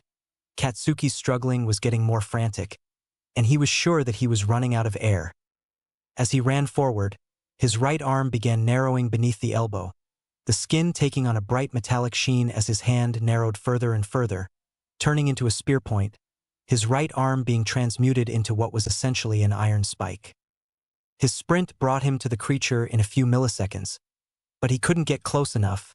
Katsuki's flailing was still causing harsh explosions. Throwing caution to the wind, he hardened his skin and charged forward. He attacked the only weak point he could see, the eyes. He hurriedly plunged the spike that had been transmuted from his arm into the creature's left eye. He heard a horrific cry, and then a sharp inhale of air. Katsuki had been freed momentarily, allowing to only get a mouthful of oxygen before he was recaptured again. But that was enough. It would buy him enough time. The long sleeve was torn to shreds as the arm transmuted beneath it, the constant shifting of metal beneath it tearing it to shreds in a matter of moments. He stepped back, raising his left arm upwards, his appendage having become completely mechanic, a large hole now gaping in the center of Izuku's palm. The metallic parts were still clicking into place and reconfiguring as he raised his arm. Rectangular holes began to open up along the sides of his arm, a sharp whistling coming from the appendage, the air around his distorting visible as it was sucked in and compressed in the arm. He charged in once more. He canceled the transmutation of his right hand, hardening it and plunging it into the sludge villain's body, grabbing hold of Katsuki's hand. Smash! It was the only word that came to mind as he slammed his hand forward and released the compressed air. The repercussive blast had been so powerful that it had launched the villain away, his body turning into a collection of splatters against the opposing wall of the alleyway. The recoil had launched the pair against a wall, bones slamming against brick painfully as Izuku impacted against the wall, the arm he had used to save his friend being bent back at an awkward angle. Katsuki landed against him, and the last thing that Izuku saw before his vision went black was the visage of All Might's muscle form stepping between them, and the sludge villain that was slowly beginning to reform. Waking up was a process, a slow and very painful process. He had drifted in and out of consciousness multiple times. Sometimes he didn't even get to open his eyes before sleep overtook him again, and the realm of unconsciousness embraced him like an old friend. But finally, after what seemed like hundreds of tries, his eyes finally fluttered open, expecting to find the familiar All Might decorated surroundings of his room. But instead, what stared back at him was an overwhelming amount of pale white. Everything from the bed sheets to the walls, to the ceiling, to even the cast on his hand was white. Wait, what? When had he broken his arm? He stared, glaring at the hard material that was wrapped around his appendage, as he tried to recollect his admittedly extremely hazy memories. It was his mother who first noticed his awoken state, as he heard a soft yelp of Izuku. Even his mother's demure voice felt overwhelming to his ears. It was only then that he became aware of the constant whir of machines and the incessant beeping around him. He blinked, his head moving sluggishly to meet the sound of his mother's voice. He saw her hunched over the bed, blinking away tears as she leaned in and very gently hugged him. It was unlike the bone-crushing hugs he liked to receive, but even that soft contact caused his bones to creak in protest. His mother let go quickly after noticing his small whine of pain. What happened? He wheezed out, just noticing how dry his throat felt. His mother immediately gripped a cup of water that was on a small stand next to the bed and carefully positioned it against his lips. Sending her a grateful look, he opened his lips and started taking small gulps of the liquid. His stomach felt full before he even finished half of the white plastic cup, but he felt so parched he didn't really care and finished the entire thing. He softly cleared his throat, looking up at his mother once again and asking the same question. What happened? He was pleased with the fact that his voice didn't crack. She gave him a sad smile. You kind of... Her voice cracked, clearly unable to handle the pain of seeing her child in such a condition. Hurt yourself when you saved Katsuki. Ah, He wheezed softly, looking at his surroundings once more, his mother watching on in silence, seemingly pleased that he was finally awake. A knock on the door interrupted the pair's pleasant silence, the small doorknob twisting briefly before a fairly built, middle-aged man made his way into the room, a doctor's coat around his shoulders and a small clipboard in hand. "You're awake," he smiled. "That's very good." His amicable smile put the pair at ease, even as it began to fade as he flipped through the small clipboard in his hands. "Now, as glad as I am to see you up and about, I do have to brief you on your injuries." From the way his mother's smile faded, he guessed she'd already been told. "Your most extensive injury is—" The doctor waved his hand, moving it towards Izuku's cast-wrapped appendage. "Your arm." He cleared his throat before going through the small list. "We had to administer a Quirk suppression serum to be able to treat it, and once that was done, we saw just how damaging using your Quirk was to your body." He saw the doctor's brows raise just a bit before he began speaking once again. "Your radius and ulna have been snapped in multiple spots near the center, and the recoil of using your Quirk has caused microfractures over the rest of the bones."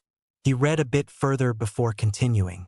"Your humerus also suffered a plethora of microfractures, and your shoulder had been knocked clean out of its socket. Your skull had a few minor fractures, too." He raised his gaze from the clipboard, staring over Izuku's prone form. "Young man, you're very lucky that you didn't sustain any spinal injuries." The green-haired boy let out a sigh he didn't know he had been holding in. If that had happened, God, he would have probably been bound to a wheelchair for the rest of his life. "With that all being said, you should be fine, but please do not use your Quirk like that ever again. Just because you got relatively lucky this time, doesn't mean you'll be quite so fortunate the next." Izuku suddenly found the blanket very interesting, as he was unable to meet the doctor's gaze. "For your mother's sake," the doctor added with a soft tone, "I'll notify the nurse that you're awake. You must be starving." After Izuku nodded, the doctor excused himself and quickly slipped out of the room. Silence descended on the mother and son pair once more, but Izuku was quick to break it. "Is Kaken okay?" Much to his delight, she gave a small nod. Even if he had gotten as busted up as he had, he was still glad that he had saved his best friend of many years. After a small moment, his mother peeked up, suddenly remembering something. "Oh!" she exclaimed, startling Izuku. She reached for her purse, rummaging through it for a few seconds. "All Might left you this." His heart began racing at the prospect of what All Might would have left him. An autograph? A poster? An autographed poster? Wait, what was that beeping? Oh, it was the heart monitor. He was getting way too excited. Much to his surprise, though, his mother pulled out what seemed to be a small envelope containing a letter. "Well," he mused inwardly, "it certainly isn't a poster." She leaned over and gently placed the letter in Izuku's lap. He reached for it, his bones creaking in protest as he lightly gripped the letter. He brought it to his lips and used his teeth to tear a hole in the side of the envelope. It took him a moment to shake the letter out, and his mother watched on inquisitively as he carefully unfolded it and began to read. It was short and simple. Nonetheless, his eyes still scanned over it obsessively, taking in every detail of his hero's handwriting. The lettering was large, and the spaces between the letters were even larger. Fittingly, All Might had written out the letter in English, and amusingly enough, he wrote everything in capital letters. It was fitting, that loud, confident booming voice echoing in his head as he read the letter. "Young Midoriya, I wish to talk to you in person. We have something important to discuss about both our futures. All Might." Right beneath his signature was a hastily scrawled-out number. Izuku nearly had an aneurysm again. All Might wanted to talk to him. What for? What could possibly be so important that he couldn't simply write it in the letter? Most importantly, however, he had All Might's number. Mumbling, his mother's voice halted his hushed speaking. The teen gave he an apologetic glance. She returned his gaze with the same expression. She didn't like to do it, but he had requested her to stop him whenever he started that habit of his. He sighed. He really could never get rid of that habit. With Katsuki, the blonde felt frustration shooting through his veins, his head throbbing painfully. All these years of training, all those countless hours slaving away training his quirk. Were they all for nothing? He gnashed his teeth together, eyebrows knitting as he raised his hands up towards his face. He glared at his palms, his irises floating over each and every scar and burn mark that littered his heavily calloused hands. The largest one was at the very center of his right palm. It was the first one he had ever gotten, in fact, from his first use of the quirk. Over time, the large burn marks and the circular scars began to narrow, drawing to a finer point as he gained more precise control with his quirk, and his skin toughened, only scarring at the very center of where he set off his large explosions. His skin, which was once tender and soft, was now rough and calloused, having thickened considerably from the extensive training he had put his quirk through. He had told Izuku that his quirk was nearly perfect, and that was true. His quirk was damn near perfect. It was powerful both in an offensive sense, since it could be used for large-scale attacks, and a supplementary sense, since he could use his explosions to shoot himself over large gaps. His quirk was powerful, but he was too weak. His pride stopped him from admitting that to the green-haired boy, but it didn't mean that it wasn't a prevalent fact whenever he tried to use his quirk. For many years, setting off the smallest explosion would result in his hand getting harshly burned, getting covered in blisters. He showed up to school with bandaged hands more often than not, but he brushed off his classmates and his teachers' concerns, simply grinning through the pain.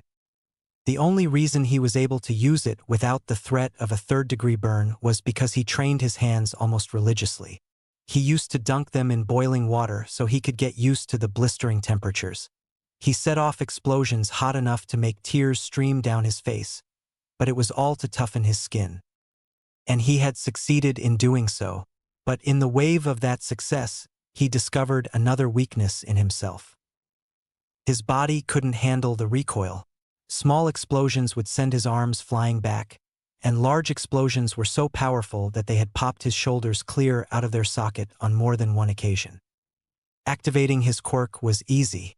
He could oxidize his sweat and cause explosions in the blink of an eye. Training his body wasn't so easy. It was a long and arduous task, but one that had paid off. Sure, his quirk seemed strong and simple to use to an outsider, but they didn't know how many times he had bit on the inside of his cheek to stop himself from screaming in pain from the searing heat of setting it off. Just when he felt confident, just when he got to a point he could proudly and truthfully say he was strong, he felt weak all over again. He was too weak to stop the villain. He wasn't fast enough to avoid him, nor was he strong enough to blast him. And the thought of that made his blood boil. The fact that his best friend, a brother to him, had landed in the hospital due to his own inability to act was unacceptable. Deku had been in the hospital for 3 days, unconscious. He was told time and time again that the most important quality of being a hero was the spirit of self-sacrifice. Deku, however, took that idea and blew it way out of proportion. Damn it. He felt the edge of his vision begin to cloud, and he felt a slight stinging in his eyes. Fucking hell, was he crying? He let out a yell of frustration and slammed a calloused fist against the closest wall, cursing loudly once the pain shot through his arm.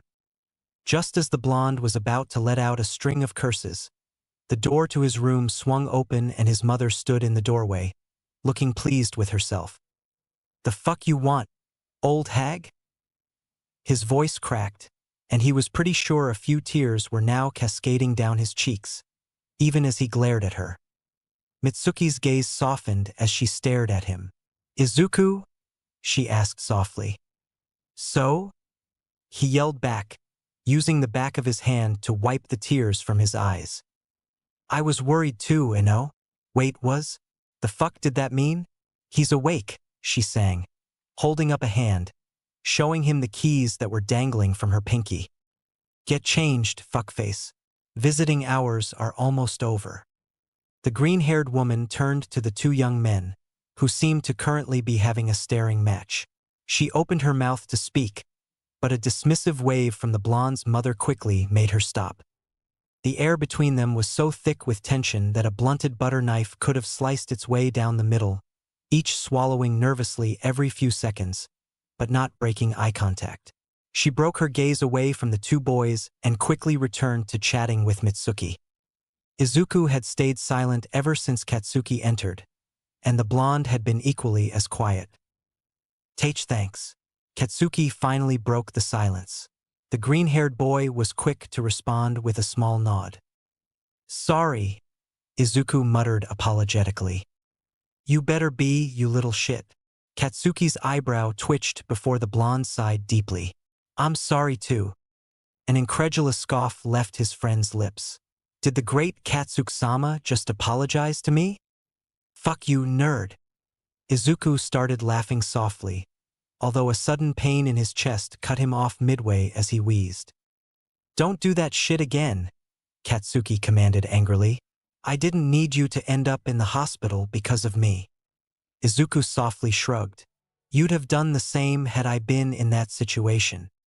The blonde huffed in anger but nodded nevertheless, and the two exchanged a slow fist bump. The 2 weeks he had spent in the hospital after that were admittedly very boring. His mother made sure to pop in during visiting hours, often spending most, if not all that time just looking after and feeding him. Katsuki made his presence known daily as well, bringing him all his notes and making sure that the green-haired boy didn't get lost when it came to their studies. The explosive teen was a better tutor than he liked to admit. Even though he complained about it cutting into his training time, part of him still didn't believe that the blonde trained. Izuku was convinced that he was simply that gifted and good. He had even worked up the nerve to text All Might. That had taken a few days, but he had managed to text out a simple "I'm awake" to his lifelong hero. He nearly had an aneurysm for the third time when All Might replied with a thumbs up and told him that he wanted to meet with him in person. The two exchanged messages daily after that. It was mostly All Might worriedly asking about his recovery and making sure that he was eating enough and things of that nature. It was unusual to him having somebody worry about him almost as much as his mother did, but he did really appreciate the gesture. The man was also really eager to meet him, for some reason that escaped him. But finally, after 2 painfully long weeks, he was now taking slow but confident steps outside of the hospital, his mother holding his uninjured hand in a death grip, making sure that he could put his weight onto her should the extra support be needed.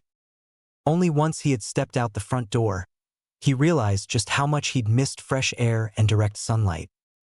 He took a deep breath, sighing happily as he allowed his mother to guide him to the car. He idly pulled out his phone, smiling to himself as he saw the All Might lock screen. He quickly opened up the contact that he had saved All Might's number in. Out of the hospital, he texted slowly. Using a single hand to text was hard. All Might's reply was snappy as usual. Wonderful. Being typed out in bold, capital letters. Meet me tonight at Takoba Beach, 8 p.m. It is of utmost importance. His mother was sure to have a fit, knowing he was going out the same day he left the hospital. The scene replayed over and over in his head, like a mantra. The green-haired young man had sprinted in, the look of panic crystal clear on his face, but his feet had still moved. Midoriya had acted when the heroes around him failed to do so, when he failed to do so. Midoriya's plan had been reckless, completely based on the assumption that the villain's eyes were a weak point, and, luckily for him, they had been. Having bought himself a bit of time, he'd momentarily managed to free the blonde hostage. Granted, only his mouth had been released from its slimy confines, but those few milliseconds had been enough for him to suck some much-needed air into his lungs. It was the visage of the green-haired boy's Quirk that had shaken him the most, that which had prevented him from acting as quick as he'd needed to. Its visage had filled him with fear, much like it had years ago. There were a handful of things that made Toshinori Yagi quake with fear, and that damned Quirk was one. He remembered its name as clear as day: Transmutation. the ability to transmute your own body into whatever you desired. That villain's words, his monologue had been etched into his memory as if chiseled into stone. He had made sure to explain the quirk thoroughly, laughing as he did while toying with his victims. He had also done it the last time they fought, just before he had used the quirk's terrifying powers, enhanced with a few other quirks, to tear a hole through his abdomen.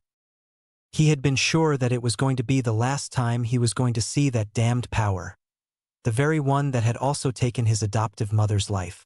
He was sure that with his last fight with that man, he had destroyed every remaining trace of the quirk that had haunted his memories. But no, that quirk was still very well alive, and it was flowing through Midoriya Izuku's veins. While the boy clearly wasn't as experienced with its use as his father was, the transmutation process was the same. That faint glow, and the limbs reconfiguring, the metallic bits creaking as they snapped in place. It was all the same. His brows furrowed, and his teeth gnashed together. He wasn't even sure if that man was actually his father, but the similarities were certainly there. Those sharp green eyes and that curly, wild hair. They were a bit different, and yet so frighteningly identical at the same time. Perhaps it was a reach for him to assume that, even unfair to the boy, but he was nearly sure that Midoriya Izuku was somehow related to one of the most frightening villains that had ever lived, all for one. But that left the bigger question unanswered. If he was truly that man's son, then how come he didn't inherit all for one? Had he even inherited it? Had he inherited all the quirks that all for one had? That was a terrifying prospect. That was why he was so incessant when it came to meeting the boy. He simply needed to know.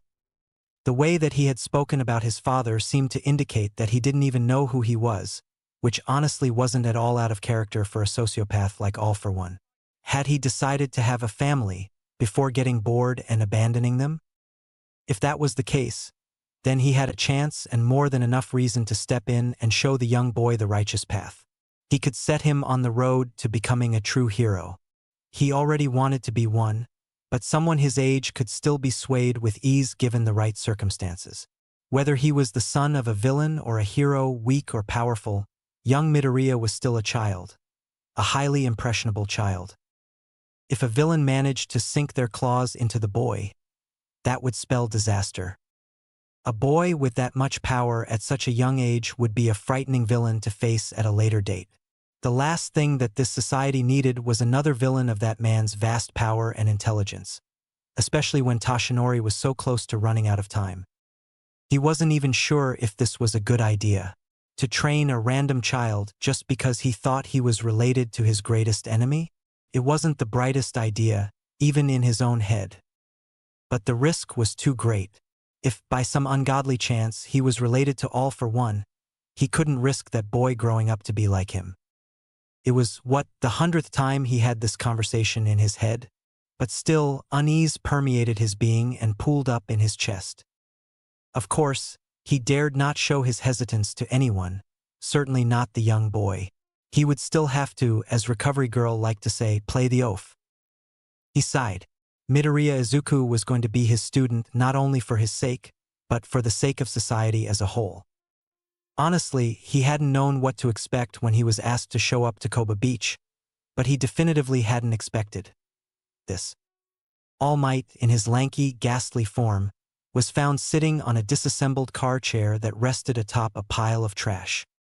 He had been sitting with his arms knitted together, his chin resting atop the small cradle he had created. His demeanor, which seemed oddly nervous, instantly shifted the moment those bright blue eyes caught sight of him. He gave him a bright, brimming smile, and in an instant, the thin, deathly-looking man transformed into the god among heroes that was known as All Might.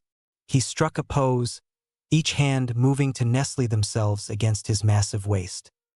Young Midoriya, his booming voice was loud enough to reverberate in Izuku's chest. Please, the hero began, and used one of his massive arms to casually lift up a discarded refrigerator that was sitting atop a small pile of metal scrap. With no effort at all, All Might hefted the fridge with a single hand and then promptly placed it on its side, pointing to it afterward. Have a seat. Before he even got to finish his sentence, he had coughed up a glob of blood and deflated, the crimson liquid pooling onto his skin. I really should stop doing this, the man spoke, before letting out a few wheezing breaths and sliding onto the fridge that he had just placed between himself and the young, green-haired man. Izuku could feel the proverbial sweat drop slide down the side of his face at the sight of the deep indentations All Might's fingers had left in the metal. His power, it was absolutely insane. He made himself comfortable on the refrigerator right beside his idol, his heart thumping nervously in his chest. The tall man turned to him, and Izuku let out a small breath to calm himself. Even in his deflated form, the man stood well over 7 feet tall. His stature was very impressive, and while Izuku was no slouch either, now standing at approximately 6 feet, the man still towered over him. That thoughtful expression made him even more nervous. All Might parted his lips to speak, but before he could do so, the young man interrupted. Why? He cursed his nervous stutter. What? The older man questioned. Why did you want to meet me in person, All Might? Well, as I said, young Midoriya, it's something important regarding both our futures. He suddenly waved a hand dismissively. And please, while I'm this form, I'm Toshinori Yagi. Please refer to me as such as to avoid any blunders while in public. The nature of my quirk is supposed to be a secret, after all. Izuku gave a silent nod, and Toshinori continued. I came here because I have a proposition for you. Something I couldn't explicitly say in a letter. Ah, how would you like to be my student and train under me? Izuku's brain short-circuited. Why? Came his intelligent, not to mention incredulous, reply. Toshinori smiled and placed a gentle hand on Izuku's shoulder. Because I see potential in you, my boy. Most great heroes have tales of heroics from their high school days. But do you know what all those stories have in common? He paused for dramatic effect. All of them moved before they could even think. But you went a step beyond. You willingly put yourself in harm's way to rescue a civilian. And that is the most important trait of a hero, the spirit of self-sacrifice. As heroes, we put our lives at risk every single day to rescue other people, and to put a stop to villainous activity. He knew his actions had been reckless, that it would have been wiser to simply wait for a hero with a more suitable quirk to rescue his friend. But he couldn't simply have stayed still while his friend nearly died. Toshinori flexed a thin hand. You were powerful enough to blow that villain away, but from the looks of it, you weren't used to handling such raw power. He waved towards his broken arm, and Izuku let out a nervous chuckle before nodding. All Might flexed an arm, which looked a bit silly in his deflated form, and gave him a grin. My quirk is the same.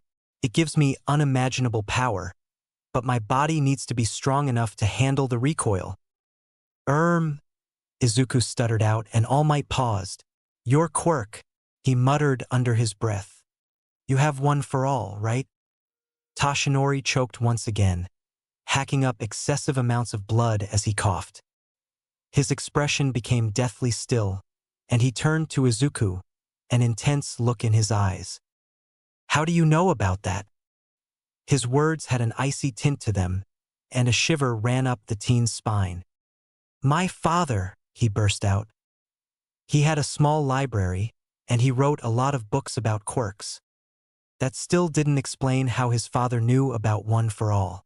All Might ground his teeth together, having his suspicions all but confirmed about the boy being all for one's child. What do you know about One for All? Toshinori eyed him curiously. Well, I know that it's just a quirk that allows you to stockpile energy or power and then transfer it over to another user. That was the basic gist of it, from what he remembered from his father's writing. Toshinori nodded in confirmation. Is that all? Izuku shook his head and continued. It's an enhancement-type quirk that allows the user to channel that excess energy stored into different parts of their body. If it's the muscles, it makes them stronger. If it's the skin, it can harden it. And if it's channeled through something else, like a quirk, then it increases its maximum output exponentially. He was summarizing and paraphrasing the heavy details that his father had listed. He couldn't simply start listing off the different ways that it had manifested in all the different users like his father had. His father, he noticed, didn't seem very interested in the people who'd owned the quirks, which was very much unlike Izuku, who was obsessed with heroes. He was simply interested in the quirks themselves. He listed off the ways that a quirk could be used, and even went as far as to mention how other quirks could be combined with it. That was an interesting subject that he couldn't even begin to fathom, combining quirks together. Perhaps his father was a strategist of some sort?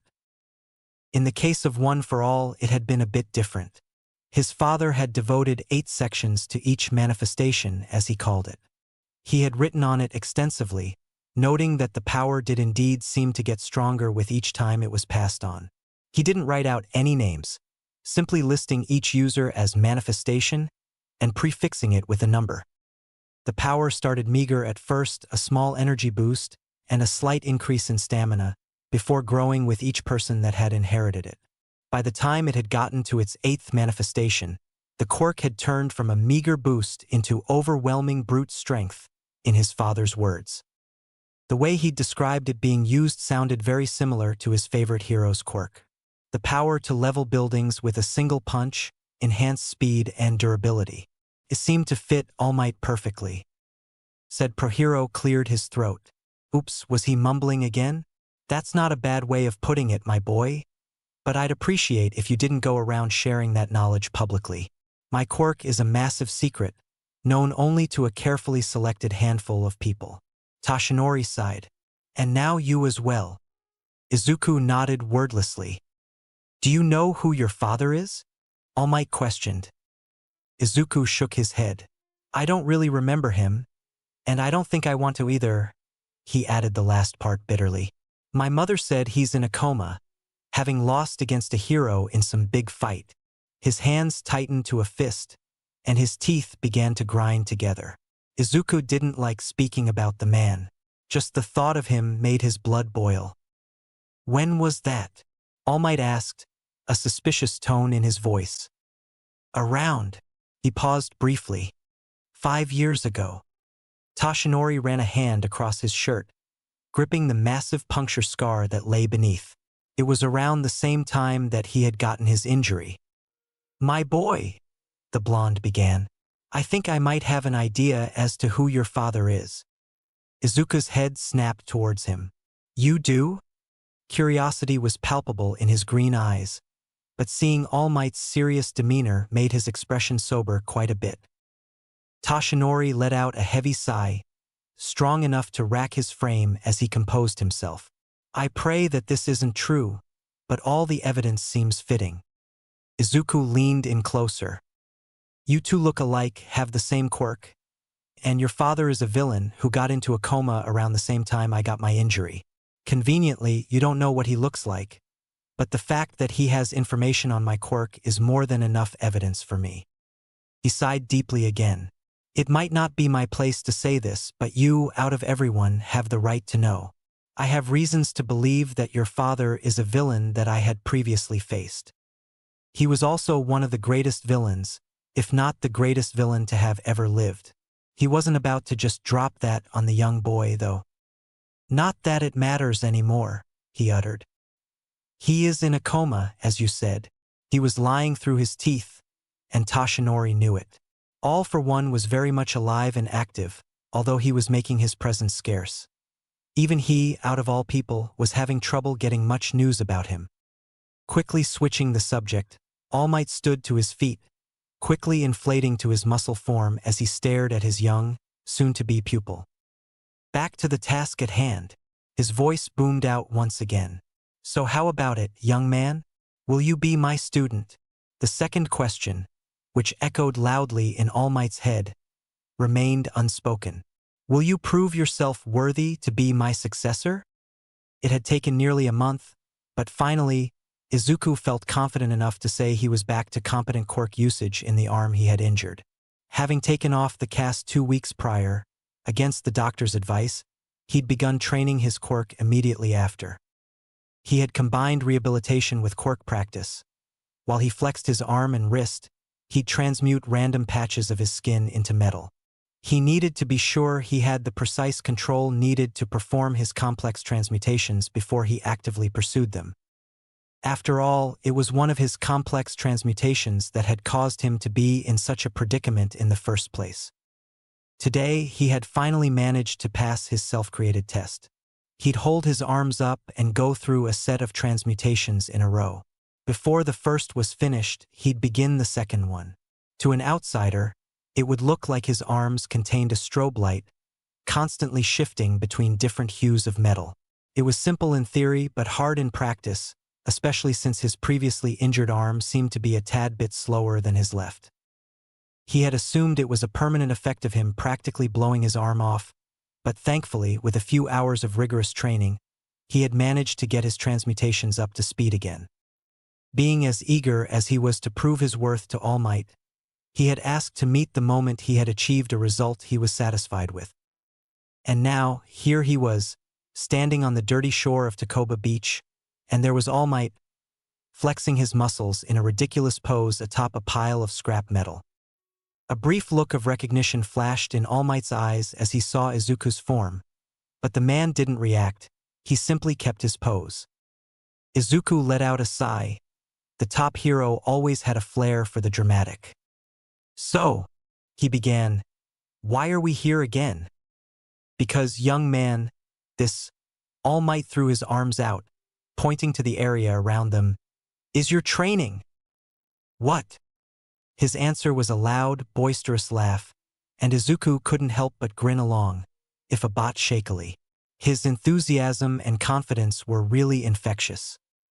"You're going to use your quirk to clear this beach, and while you do so, I will supervise and be drilling you on the basics of becoming a hero." Izuku blanked as he glanced at the area around him. Mountains of garbage and small heaps of metal covered practically every inch of the beach. Was All Might really expecting him to clear this entire beach? "You have blurged." The hero violently coughed into his hand, blood seeping out past his lips. He cleared his throat before raising two hands up, each holding up 3 fingers. 6 months? He croaked out hoarsely, his voice always strained after one of his coughing bouts. 6 months? That didn't sound bad at all. Hell, he was sure he could clear it in a half that time. Not being one to pointlessly dally, Izuku's hands began to glow, and much to All Might's fascination, Izuku's ears started to give off a dim glow too. His hands and ears began transmuting rapidly, the transmutation on his hands actually being fairly simple, but his ears were another story entirely. He remembered spending weeks disassembling speakers, microphones, and all sorts of acoustic equipment to manage to get the right balance needed to turn his ears into what was basically an ultra-sensitive sonar. It had taken a minute, but eventually, his right hand had taken the shape of a black, metal rod with a thick sphere at the very end, and his other hand had taken the form of a flat board, its color an onyx black. He held out the metallic board and then slammed the rod against it, resulting in a sharp clang. He saw All Might uncomfortably shift in place as he did, the loud sound causing his ears to ring painfully. The teen closed his eyes as he proceeded to slam the hammer against the anvil. He did this about a dozen times, each strike coming harsher than the one before. He kept his eyes closed for a few moments after stopping, his hands giving a dim glow before returning to their normal form. A moment later, his ears also shone for a few seconds as he finally opened his eyes. All Might was staring at him expectantly, a curious expression on his face. The question was unasked, but it hung clearly in the air. Izuku was quick to elaborate, a sheepish smile creeping on his lips. "Sorry," he chuckled. "I wanted to map the place out, and I thought this was the fastest way to do it."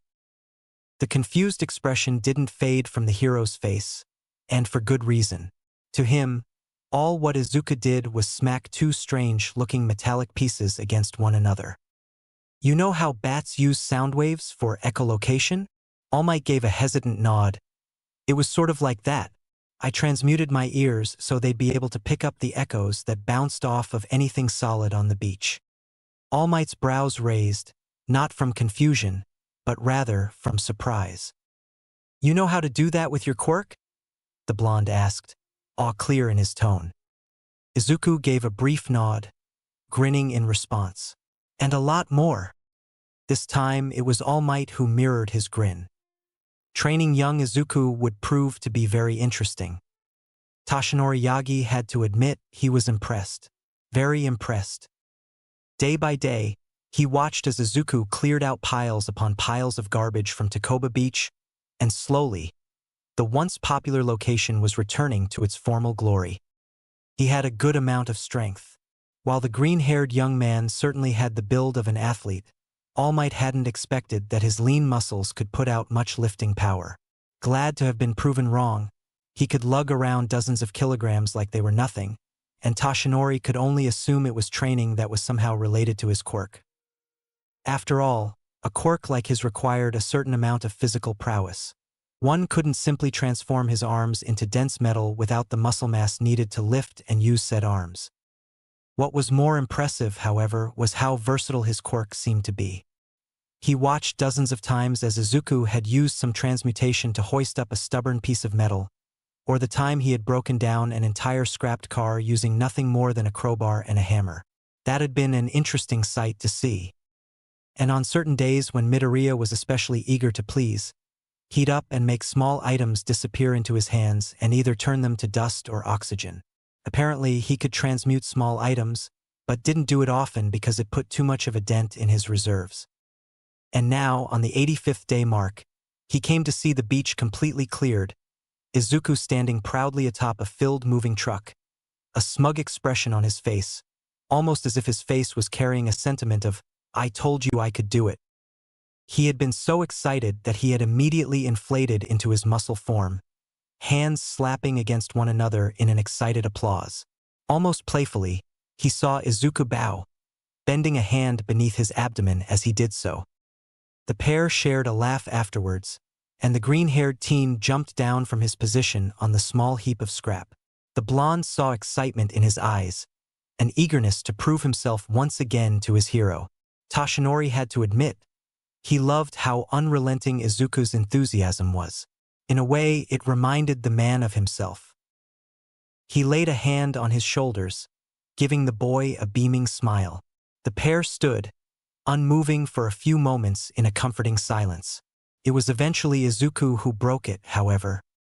"So," he said with a big grin, "what's next, sensei?" His response came in the form of All Might's trademarked boisterous laugh, a muscled hand moving to the blonde spikes that rested atop his head, and then proceeded to pluck out a single strand of hair.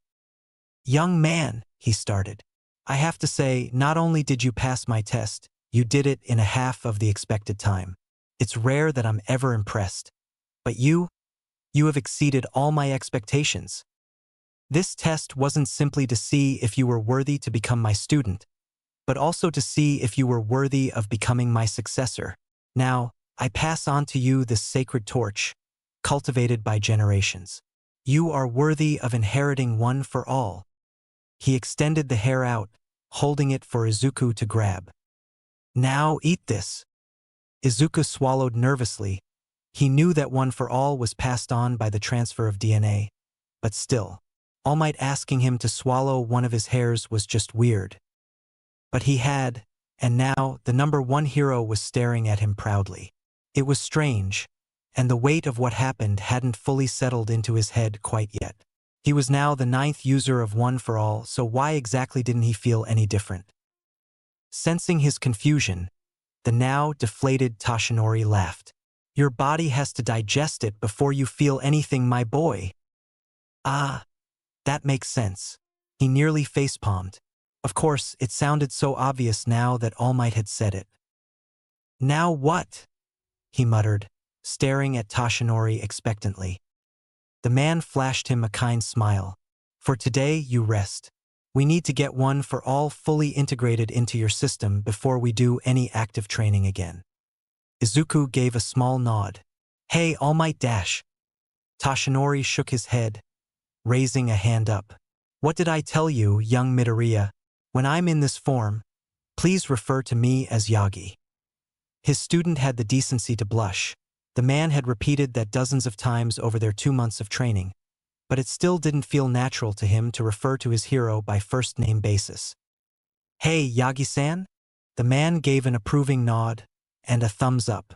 "Would you like to have dinner with my mother and I after training tomorrow?" Izuku saw a very unusual sight. It was All Might, blushing and frantically waving his arms about. And the green-haired teen thought he had a stuttering problem. "I wouldn't want to intrude." Izuku tossed him a bright smile. "Nonsense. We'll be more than glad to have you." Yagi gave a sheepish smile, scratching the back of his head. I don't see why not." Izuku's smile brightened upon his agreement. "Great. I'll see you tomorrow." The blonde nodded. Tomorrow. Izuku had to admit, he didn't feel much different, even long after he had, reluctantly, consumed the hair that All Might had given him. Just a general sense of unease, but perhaps that was more due to his nerves than his body going through an actual change as it absorbed the quirk. He had just settled into bed, resting his head against a rather fluffy pillow before he suddenly started feeling something, like a strong surge of heat that was flowing through his veins. It was a pleasant warmth at first, his blood warming within his veins. Then it became slightly stronger, hotter, until it became unbearable and felt as if molten lava was flowing through his vascular system. Similarly, his chest felt hot, like somebody had sunk a red-hot brand against his skin. He wanted to grab hold of the blankets and rip them off his frame. Maybe that would alleviate some of the overwhelming heat, but he couldn't. His hands wouldn't stop shaking. He attempted to move a finger, a foot, anything, but his body wouldn't respond. It was a frightening feeling, almost as if he was trapped inside his own body, unable to control it, but still able to feel everything that was occurring to him. He could move his eyes and look around, but not much more. His body suddenly seized, and he began to convulse. The movement so violent that it had sent him barreling off the side of the bed and onto the floor, landing with a heavy thump. His pain only seemed to worsen with the impact. His arms began glowing, the telltale sign of a transmutation, but it was unlike anything he had ever seen before. While his arms were a metallic hue that he was familiar with, it was divided, marred. The spots in his arms where his veins would be located had simply refused to transmute. Fear coursed throughout his system as they suddenly gave off a dim, red glow. The dim light didn't last long, as his veins now began to glow a radiant, crimson red, the throbbing pain only getting worse in tandem with their brightness. He laid there frozen, for what seemed like hours as his veins pulsated, the heat getting worse and worse before suddenly, the color of those vein-like markings on his arms changed, turning a faint orange, and then suddenly a glowing green. He saw what he swore were arcs of electricity flowing around his arms, curling, and twisting around the appendage, their hue a similar color to the lines on his arms. Then suddenly, everything stopped. The pain, the burning, it all stopped. He watched in silence as that metallic silver that had consumed his arm began to slowly unravel, unwinding from his fingertips at first, and then slowly running up his arm. It looked like the transmutation itself was being drawn to those glowing veins. And once the metal had faded from his skin, the light show did as well. His body suddenly felt as if a weight had been dropped on it. He felt tired. So very tired. So much that he couldn't help but let unconsciousness overtake him, his eyes fluttering shut, and his head lying limply onto the floor.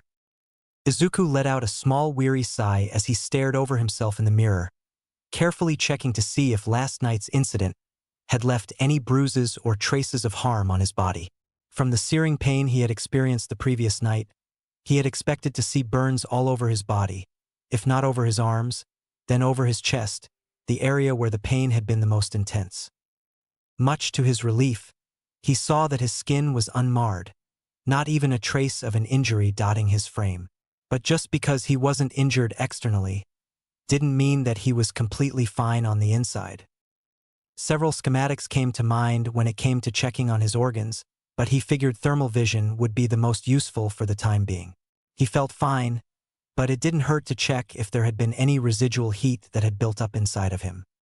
He drew on his quirk, channeling it into his eyes to begin the transmutation, only to be answered with a massive migraine and a sharp pain in both of his eyes. Grunting, he shut them tightly, but the stabbing pain wouldn't go away. What happened? He had gone through with transmutation dozens of times, completely fine each time. Why was this time different? He opened his eyes, fully expecting to see blood seeping from them in the mirror, but much to his surprise, they looked the same as always. He let out a sigh of relief and nearly did a double take once he took in the view of his abdomen in the mirror. It was glowing. It wasn't like the glow that usually came with transmutations. It looked like somebody had pressed a pair of light bulbs into his chest. On the left side, directly where his heart was, he saw a green, pulsating light, one that, for some reason, he felt strangely familiar with. The light had tendrils extended out of it, the tendrils seeming to resemble veins, passing through the entirety of his body. His arms, torso, legs. The green source was anchored deeply into his body. On the other side of his torso lay a brighter, yellow light that had begun to take on a green hue at its very edges. This one also had tendrils, small offshoots, nothing spectacular by any means. As opposed to the green one, they seemed to only extend a few inches into his torso. He raised an arm towards his chest, patting it, but he still saw the strange glowing orbs of light, even through his hand. He could somehow see through his body. His eyes narrowed, and he attempted to focus on the green sphere of light. He saw it shifting unsteadily, spinning in an eternal maelstrom, folding and collapsing upon itself infinitely, making for an impressive scene. It almost seemed like it was transmuting. A light bulb lit over his head. It was his quirk. It made sense why it seemed so familiar then, and the way it had wormed its way throughout his entire body. The lights, were they representations of his quirk? Or, as of yesterday, quirks? And if the green one was transmutation, then the yellow one was certainly one for all. One for all's light didn't have the chaotic energy that transmutation carried. It simply lay anchored to where his right lung should be, pulsating brightly. Now that he took a closer look, he realized that there was a tendril of energy extended between the two orbs of light. A connection, one that was barely there, but one that was established nonetheless. Was that what had happened last night? A result of one for all anchoring itself into his body when he already had a quirk? He looked up, gazing over the rest of his body curiously only to see something. It was a very dim light, so dim in fact, that he barely noticed it was there. It seemed dark purple in hue, outlining his brain. His eyes narrowed as he focused. The light was faintly throbbing, much like one for all had been, but with every pulsation, he could see tiny bright dots of different colors. The sight was mesmerizing, looking like a miniature galactic nebula in his brain. That was interesting. So not only could he see quirks, he could also monitor his own brain activity. From what he guessed, those tiny lights were probably his brain cells, firing of rapidly with each thought. Before he could dwell on the fact much further, he blinked, and then suddenly, whatever ability her had somehow called upon dispersed. He stayed silent for a few moments, his brows furrowed in thought. What had that been? Some Quirko vision? No, that was impossible. If it was, then he wouldn't have been able to monitor his brain activity. Or maybe, just maybe, it was something that had to do with his nervous system. Quirks were physical abilities, and the way transmutation seemed to have nestled its way into every inch of his body, and the way that one for all had anchored itself. It would make sense, him being able to see his own brain activity, coupled with his quirks. He blinked a few times, trying to summon whatever transmutation he had unknowingly activated by mixing the two quirks. But all he could do was cause himself a massive migraine and a sharp, stabbing pain in his eyes. He sighed, eventually pulling himself away from the mirror, and then shuffling off to his room, preparing for his morning run with Katsuki. Later that day, Izuku was just getting dressed to go out for his training with All Might when, suddenly, his phone gave a small buzz, vibrating to notify him he had gotten a text message. He slipped on his navy green t-shirt, ducking over to give his smartphone a quick look. It was a text from All Might. Quickly opening his phone, his eyes peered over the message. Our training spot has been compromised. Training is cancelled for the time being while I provide another area. Izuku's brow raised ever so slightly. He knew that Takoba Beach would be a popular local attraction once it had been cleaned up, but this quickly? He had just cleared the area yesterday. Had people already gotten wind of his cleanup? He tapped a finger against his chin thoughtfully, before picking up his phone and tapping away at the screen. That quick? We could use the dojo me and Kaken train in if you'd like. His phone buzzed not a second later, a thumbs down emoji being the first thing he saw. We need a larger area that allows proper use of one for all. We need not risk accidentally destroying the dojo. Izuku gave a small chuckle at the thought. He couldn't properly control one for all yet. Hell, he couldn't even figure out how to call on it alone without transmutation interfering. The last thing he wanted was to accidentally blow away half the dojo while learning to do so. Alright, do you have one in mind? And how long do you think it'd take before we have another training site secured? 3 days at most. Get some time to relax. You've been working hard. The green-haired young man smiled at that. It had been a rather long time since he had seen May. His training sessions with All Might had unfortunately replaced his time at Hatsume's babies. Scrolling through his contact list to find her number, he figured he'd simply worry about his new quirk tomorrow. 2 days later, Toshinori let out a small sigh, tapping his thin, long fingers together as he stared over his steaming cup of tea. Looking up, he found Principal Nizu, looking at him expectantly while sipping from his own porcelain cup of green tea. The blonde had come fully expecting Principal Nizu wholeheartedly and eagerly agreeing to his idea. After all, who would turn down a request from the symbol of peace? But Nizu had.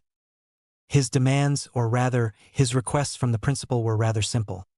He wanted to grant his pupil access to U.A's campus, especially to its plethora of training grounds in order to have a proper field to teach him about one for all. While Nizu hadn't refused his request outright, he hadn't accepted it straight away like he had expected. He had a condition, and if that condition was satisfied, then he would grant Izuku access to U.A's campus. Nizu had even offered the assistance of other pro heroes in training and teaching his young protege. Nizu's condition was simple on paper, but it was a condition that had a lot of repercussions that Toshinori would rather not deal with.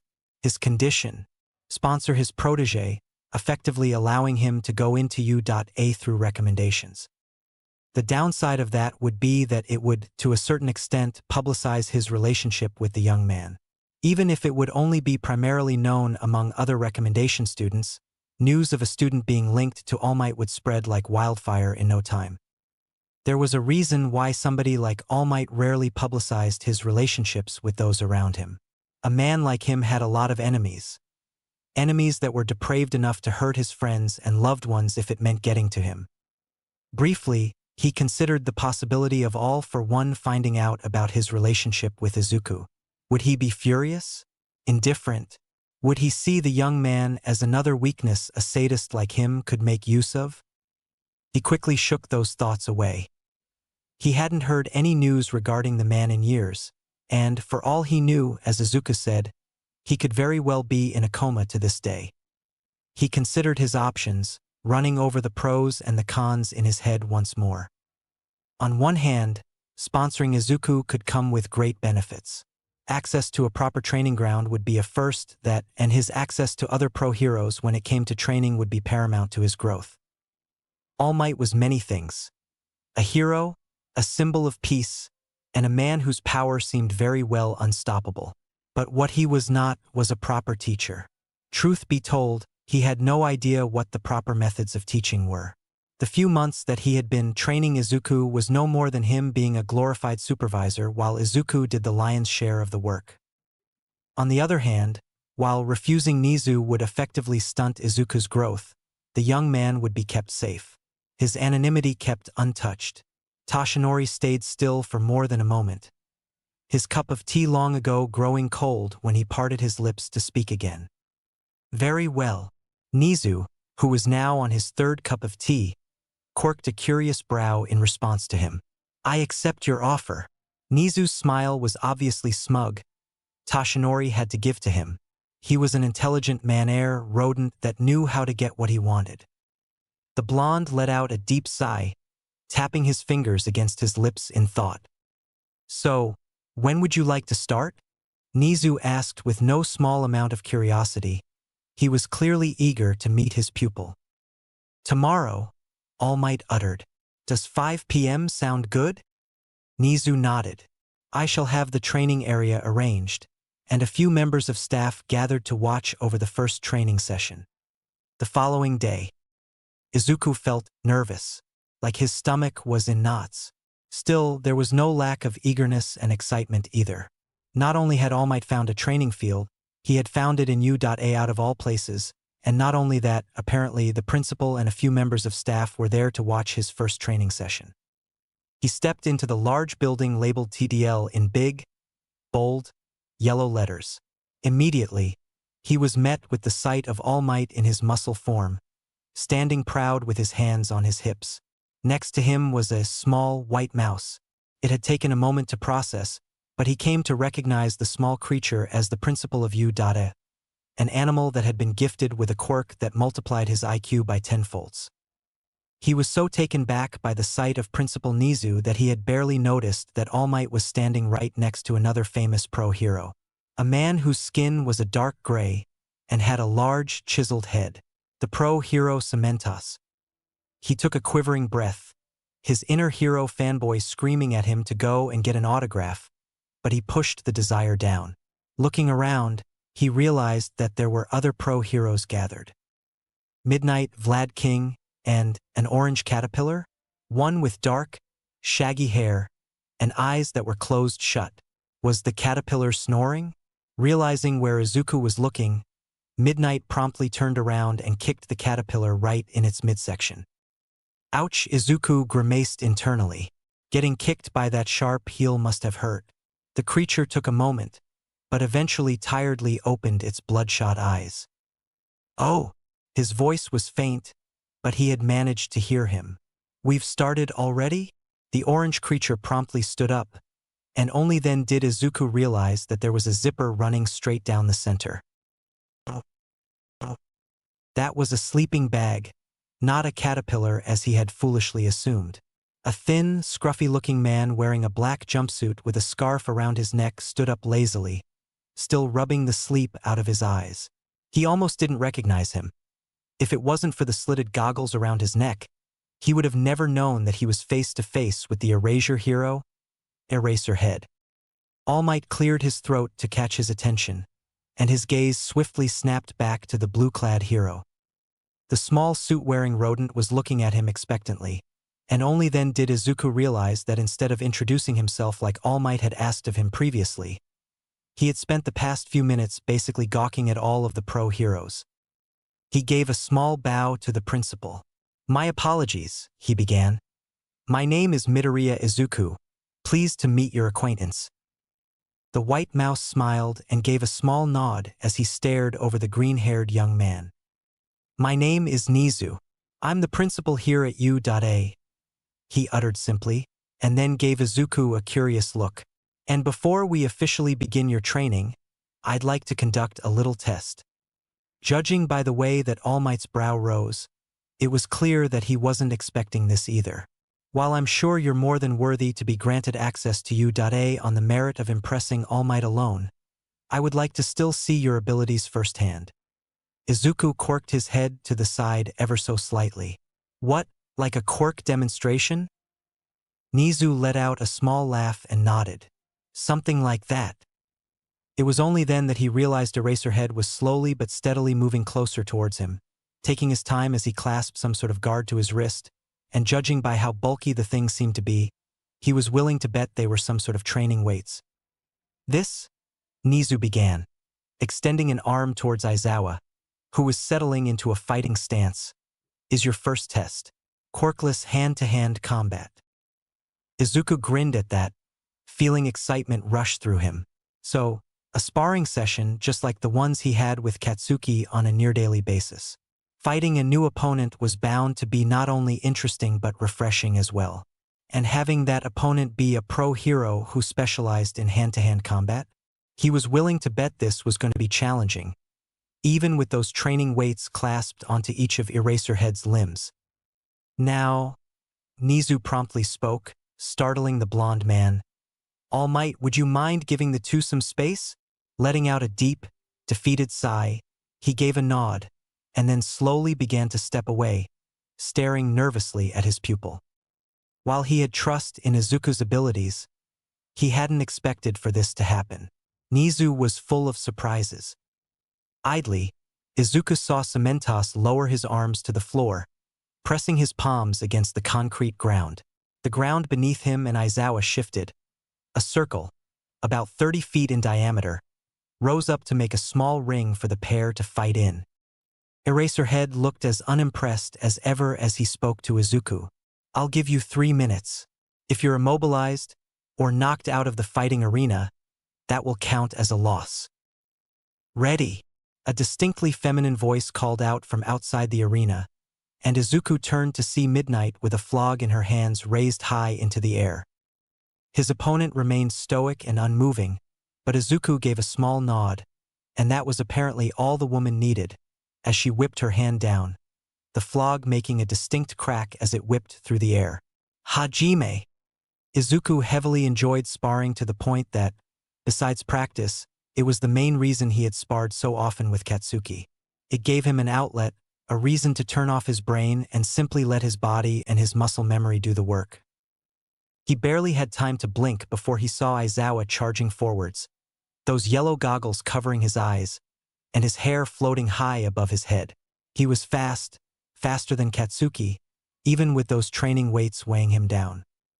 He crossed both of his arms in front of his abdomen, forming a small cross to block the open palm strike that was aimed for his midsection. Even with his guard up, the power behind that strike sent him stumbling back, and Eraserhead didn't even give him a moment to regain his footing before he continued his assault. His body twisted upon its axis, his movements a blur as he attempted a roundhouse kick that was aimed at the green-haired boy's head. Izuku reacted in the only way he could, dropping to his knees with a painful thud against the concrete floor, letting out a breath he didn't know he was holding in as the kick passed a mere 2 inches above his head. Aizawa was too fast for him to find any flaws or openings in his form. So he did what he could do at that moment. Springing up from his crouch, he charged into Aizawa's abdomen, slamming his shoulder against the slender man's stomach. The man let out a small grunt, skidding back a few feet before he grabbed hold of the sides of Izuku's waist, and promptly threw him to the side before the boy could knock him over. Izuku managed to roll onto his feet, a few feet away from the outer perimeter of the circle. Aizawa, seeing a chance to end the fight quickly, charged towards the teenager's form once again. He attempted another roundhouse kick, but Izuku reacted to it quickly, dropping to his feet and attempting to sweep his legs from beneath him. Aizawa let out a small scoff. The kid wasn't bad, but it was going to be a cold day in hell before he could stumble him with a move like that. He jumped upwards, his body bending back as he backflipped, slamming his heel into Izuku's chin as he did so. The teenager let out a yelp of surprise, falling backwards, mere inches from the edge of the circle, his back to the pro hero. Eraserhead skidded to a halt, watching curiously as the brat simply laid still. Had he overdone it? Or was the boy simply that weak? He saw his chest rise and fall, and Midnight still hadn't called the match, so he was bound to be awake. Dazed, was he? Too bad. Aizawa didn't give his students any breathers. He rushed in once again, cocking a leg back to kick the teenager out of the circle. But, much to his surprise, before he could slam his leg down, the teenager jumped into action, literally. He sprang up onto his hands and tossed his body backwards, slamming his foot against Aizawa's face much like he had done not a minute prior. The raven-haired hero couldn't help the manic grin that crept up onto his features. That cheeky little brat. Izuku mirrored his expression, a grin creeping up on his face as he wiped the blood that seeped past his lips. Eraserhead saw the teenager rise to his feet, eager to clash once again, but Aizawa simply shook his head, gesturing towards midnight. "Not bad, brat. Not bad at all," he said as he slipped the goggles down to their resting position around his neck. "Don't get the wrong idea, though. I'm not impressed," Aizawa commented offhandedly as he undid the weights that were strapped to his body. "I'm just not outright disappointed either, even if I was holding back." Izuku let out a small sigh of relief. He truly didn't know if he could keep up with the man if that fight had gone on for much longer.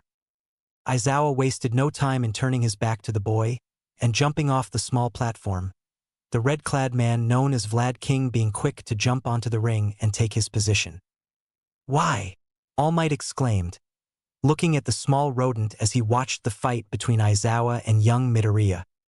The principal let out a small laugh before giving All Might a mischievous look.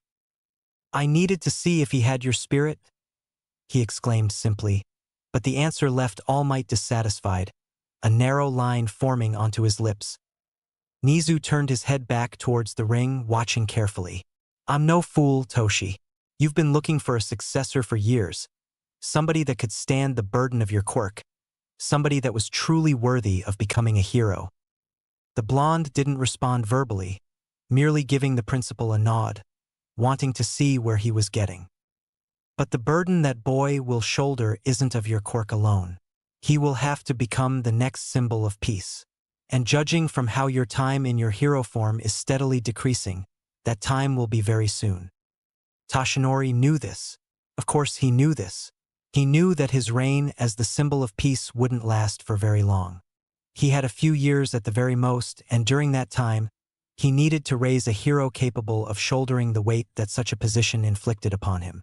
A hero that could smile in the face of danger and calm the general public with his presence alone. Once he learns how to control your quirk, Toshi, the boy will be unstoppable. But as it stands, Midoriya is vulnerable. All Might grit his teeth. "I need to know what he's capable of, to see what we can improve upon. This test is nothing more than a way for us to see which areas he's lacking in." Nizu let out a brief whistle as he saw Izuku's foot slam against Aizawa's face. "Why this then? Why not an entrance exam or something similar?" the blonde questioned. "If he's caught the eye of All Might, then we already know he's worthy of joining UA." Nizu smiled knowingly. "But we need to prepare him for the future. Shota is there to test how he handles being stripped of his power. Too many heroes nowadays are rendered useless when their quirk isn't in the optimal environment. He needs to know how to fight, quirk or not. And Vlad. He needs to know how to think on his feet," of course Nizu said with a small wink before breaking out into a small fit of chuckles.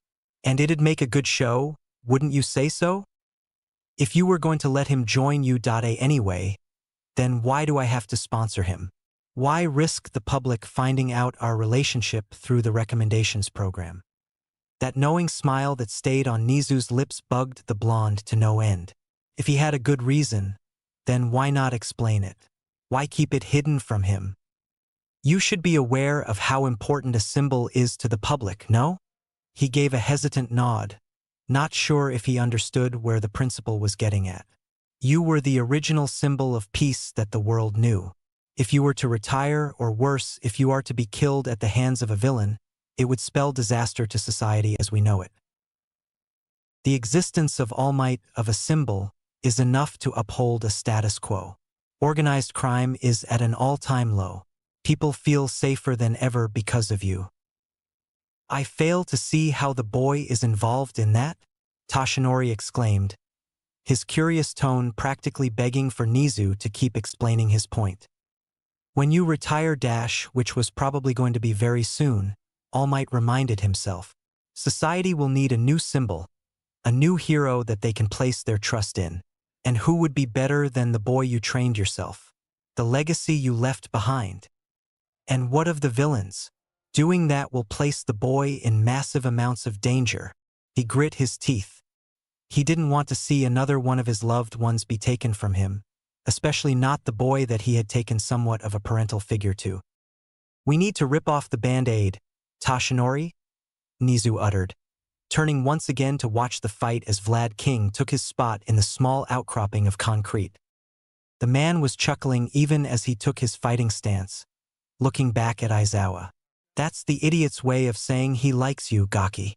Vlad smiled wildly, but Aizawa's expression was stoic as ever, betrayed only by the way his eyes shone with curiosity and interest as he appeared genuinely interested in watching the fight that was about to unfold.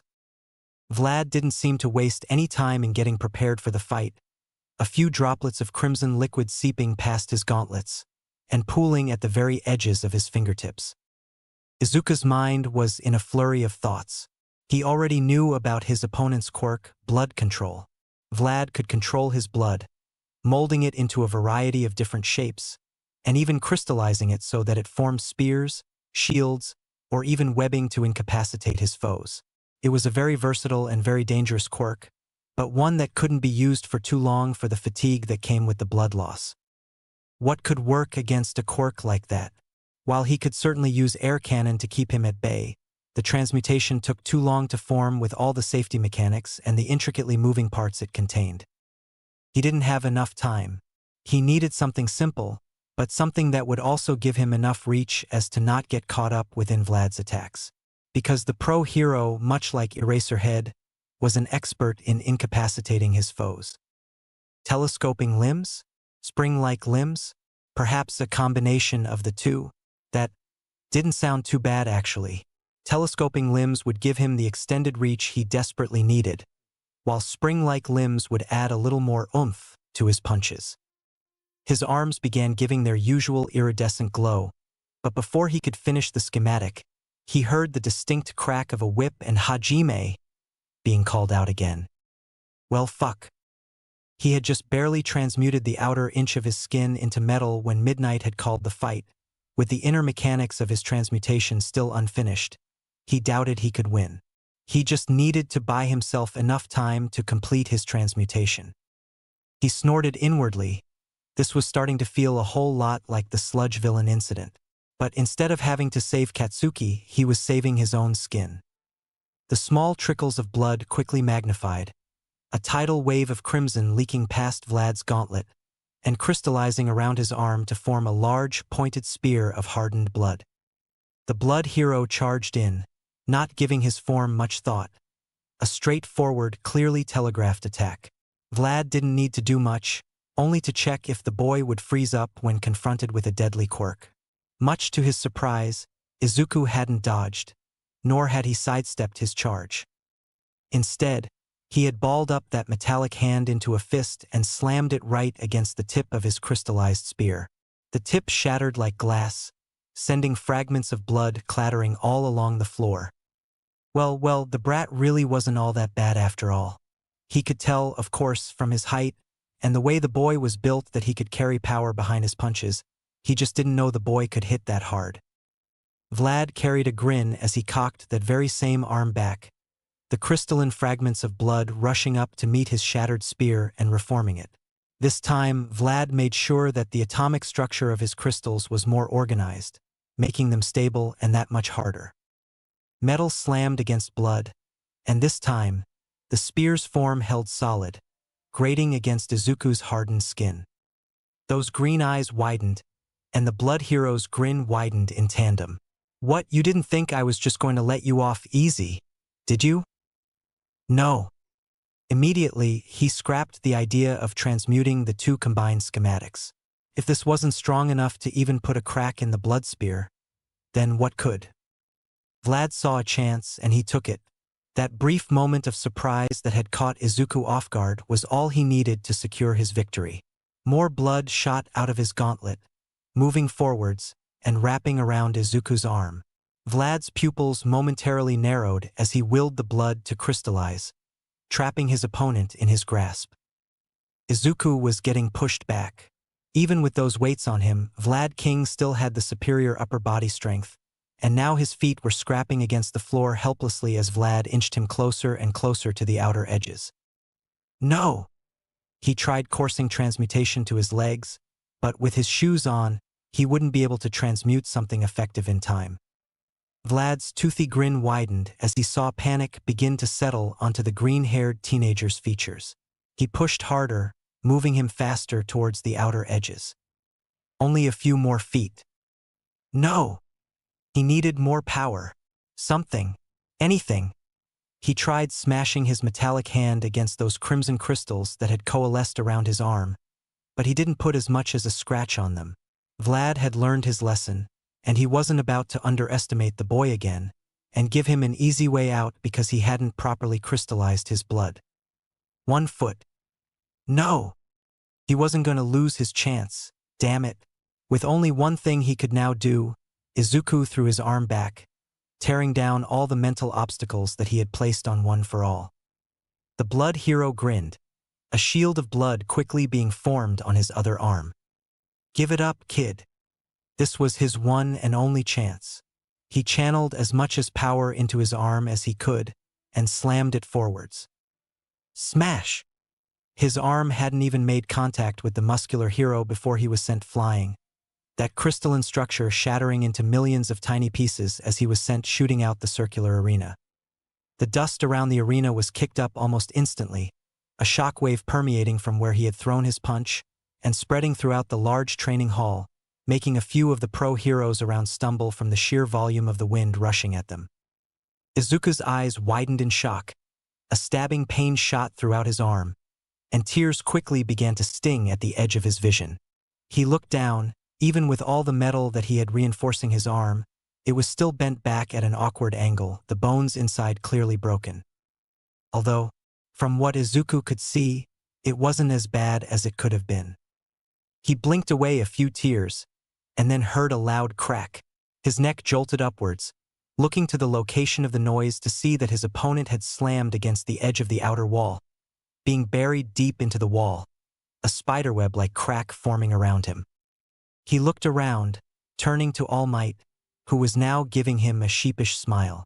I might have forgotten to tell you that your body might not be able to handle the power of One for All at 100%, yet. Izuku could only groan, frustration and pain flowing throughout his arm. And this?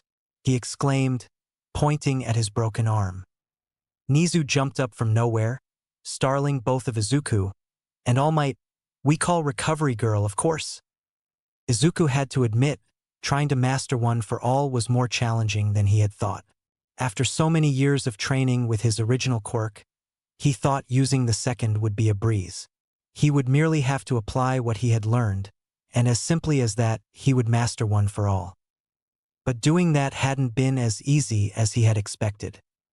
He didn't need to hold back when it came to using transmutation.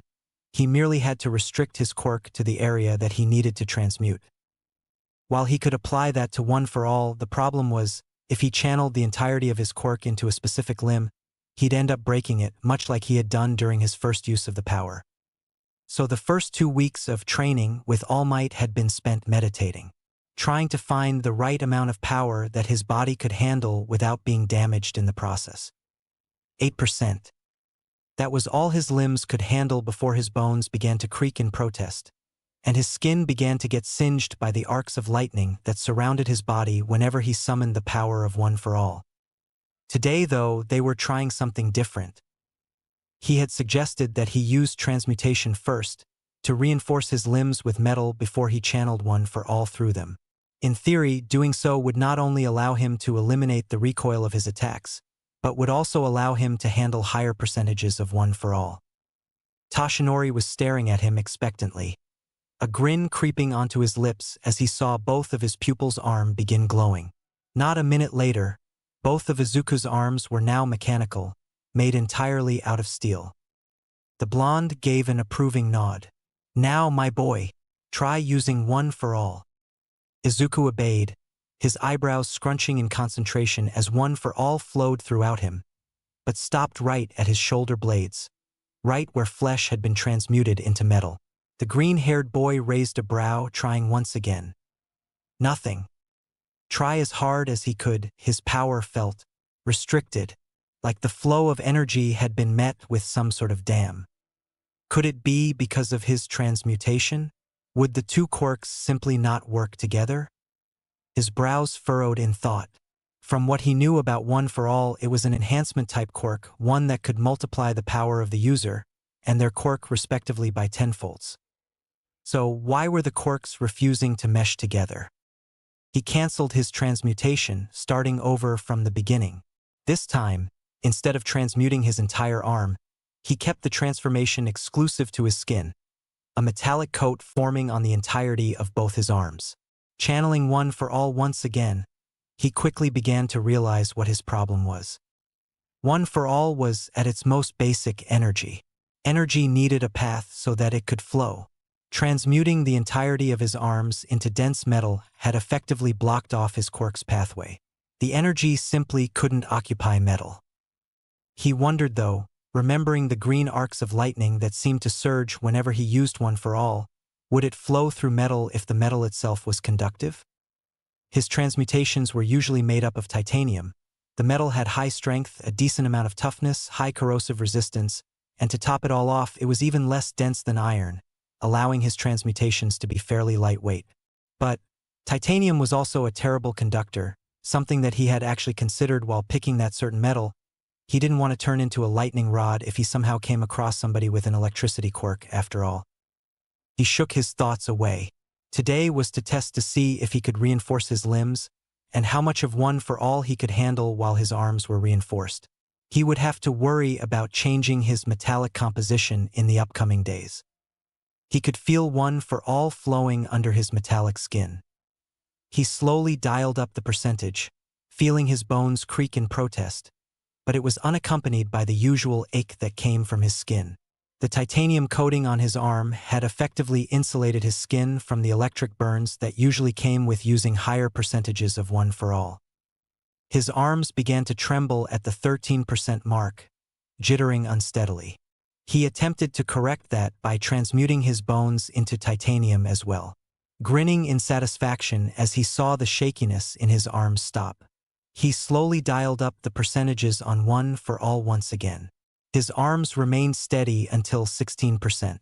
Feeling a light ache in his muscles once he raised the percentage even more, he decided that 16% was a good stopping point. By using the power of transmutation, he had effectively doubled his limit. Izuku looked up, grinning at his mentor. A small smile tugged at Toshinori's lips. "How much?" he said with no small amount of eagerness in his voice. 16, the green-haired teen replied, and he saw Toshinori's brows briefly raise in surprise, before a wide, proud grin crept onto his lips. Impressive! The man was so excited that he had unintentionally went into his muscle form. His beige cargo shorts, and his white shirt bulging out, threatening to tear against his muscular form. That is a very big milestone to cross, because once you go past 15, he chuckled. He flexed his right arm and cocked it back, readying for a punch. Cementas. He tilted his head in the pro-hero's direction. The cement hero, who usually accompanied them in their training sessions, tilted his head in All Might's direction, looking to where his eyes were pointed before nodding, and extending his hands to the floor. Cement rushed in a wave about 20 feet away from All Might, forming a perfectly rectangular slab of concrete, 10 feet high, and about 5 feet wide. It was the usual target that All Might used in training sessions. However, instead of the man rushing towards that wall of concrete, All Might remained still, his feet planted firmly against the floor. The blonde slammed his arm forward in a punch, and Izuku's throat suddenly went dry as he saw the wall that Cementas had constructed explode, chunks of concrete flying everywhere. "You can do this," All Might grinned, turning towards his pupil. Deku blanched as he realized that his mentor had destroyed the wall with wind pressure generated from his punch. The blonde stepped closer, patting an affirming hand onto Izuku's shoulder. "Now, your turn." He saw Cementas grin from the sidelines as he once again slipped his hands to the floor, the chunks of concrete that All Might had sent flying liquidizing, and then converging once again, reforming the wall. He cocked his fist back, planting his feet firmly to the floor. He breathed in, concentrating to channel his quirk through his arm, and then slammed his arm forwards, jolting in surprise as he saw a spiderweb-like crack form in the very center of the concrete slab. Midoriya turned his gaze to his arm in surprise, and All Might let out a boisterous laugh at the teen's surprise. "I used about 30% to demonstrate," the man exclaimed, "something that you'll be able to do eventually." He saw the man gesture to the cement hero once again. This time, a plethora of different-sized concrete slabs began to form around the arena, target dummies to practice his newfound abilities on. "Now that your new limits have been discovered, it's time for more training." Aizawa had agreed to spar with him, something that had initially excited him, being able to use his quirk against a hero to see how he could match up against a pro. But quirk sparring with Aizawa wasn't as fun as it initially seemed to be. He thought the difference between their physical prowess wasn't too major. After all, during the initial sparring session, Izuku had managed to get a few solid hits of the pro hero. But what he had forgotten to account for was the fact that Aizawa had been using training weights. The moment that the battle would begin, Aizawa's quirk would activate, giving him no time to channel his transmutations. He realized there were brief openings, times that the pro hero's hair would fall momentarily, before rising once again, but those were few and far in between, and even then, Izuku couldn't exactly capitalize on them when they were literally a split second, quite literally blinks of an eye. He didn't expect training his new quirk to be so frustrating. On paper, there was absolutely nothing wrong with that way that he used both of his quirks. He'd channel transmutation first, hardening his skin and his bones, and then afterwards he'd channel one for all just briefly enough to get an attack in, and then cut off the flow of power. The problem was that transmuting his body and the channeling process took time. Time that, as Eraserhead had painfully drilled into his head, he couldn't afford. It was a weakness, an opening. While his full power was nothing to scoff at, if a foe caught him off guard, he wouldn't have the proper time to react. He was still vulnerable. While training with All Might had given him confidence in his abilities, his twice-a-week sparring sessions with Aizawa made sure that he stayed grounded. After all, nothing was more humbling than getting absolutely destroyed in hand-to-hand combat while your opponent was barely even trying. He only had, 6 weeks? To brush up enough on his new power to properly display how far he had gotten. From what he had been told, while the recommendation students wouldn't have to go through with an entrance exam, they would still be tested, a display of power to show why they had earned the admiration of a pro hero. And seeing how it was All Might that recommended him. Well, Izuku was nervous. He didn't want to disappoint the man that had seen so much potential in him. His thoughts and his nerves had gotten the best of him. They always did when he found himself walking to TDL. But training was a good way to clear his mind. He could simply focus on his quirk and let his usually busy mind get some rest. But he hadn't expected the first thing he saw when he stepped foot into the training building to see the space divided in half, the further section of TDL being occupied. Outside of Aizawa, who only apparently had so much free time because he had decided to expel his entire class, and All Might, Izuku rarely got to interact with other people from UA. Students would show themselves occasionally in the training area, but none would go out of their way to speak to him, especially when they saw how concentrated he was when it came to using his admittedly destructive powers. He was curious, though, what quirk could possibly require half of the massive training ground that was known as TDL, and why did it require it to be so strange? The arena could only be described as a mess. Random geometric shapes constructed out of cement stuck out of random points in the arena. There were also pillars sticking out from every direction, tilted in odd angles. There were even some jutting out from the walls. At first, he assumed it was some sort of speed training, somebody training their quirk and body to adapt to different types of terrains. But from the way the objects were so closely knit together, it didn't seem possible. Maybe it was some sort of size-manipulating quirk? Somebody with the ability to shrink their body could very well slip past those tight spaces. But there was some areas that would be hard to climb over. Izuku tapped a hand against his chin, wondering just what quirk would be required for such an arena. He didn't have to wonder for too long, however, as something, or rather someone, quickly came to answer his unasked question. A head stuck out of a concrete pillar a few feet from Izuku, bright blue eyes glancing at him curiously. "Hey!" The detached head spoke out. "You're not a student." Resisting the urge to scream out the mantra of "what the fuck" that was going inside his head, the teen replied, "I'm—" He took a moment to find the right words. "I train here," he spoke out hurriedly. "With all might." "Oh!" A look of recognition crossed the head. "Midoriya, right?" He spoke out enthusiastically. "There was a rumor going around, but I didn't think it was true."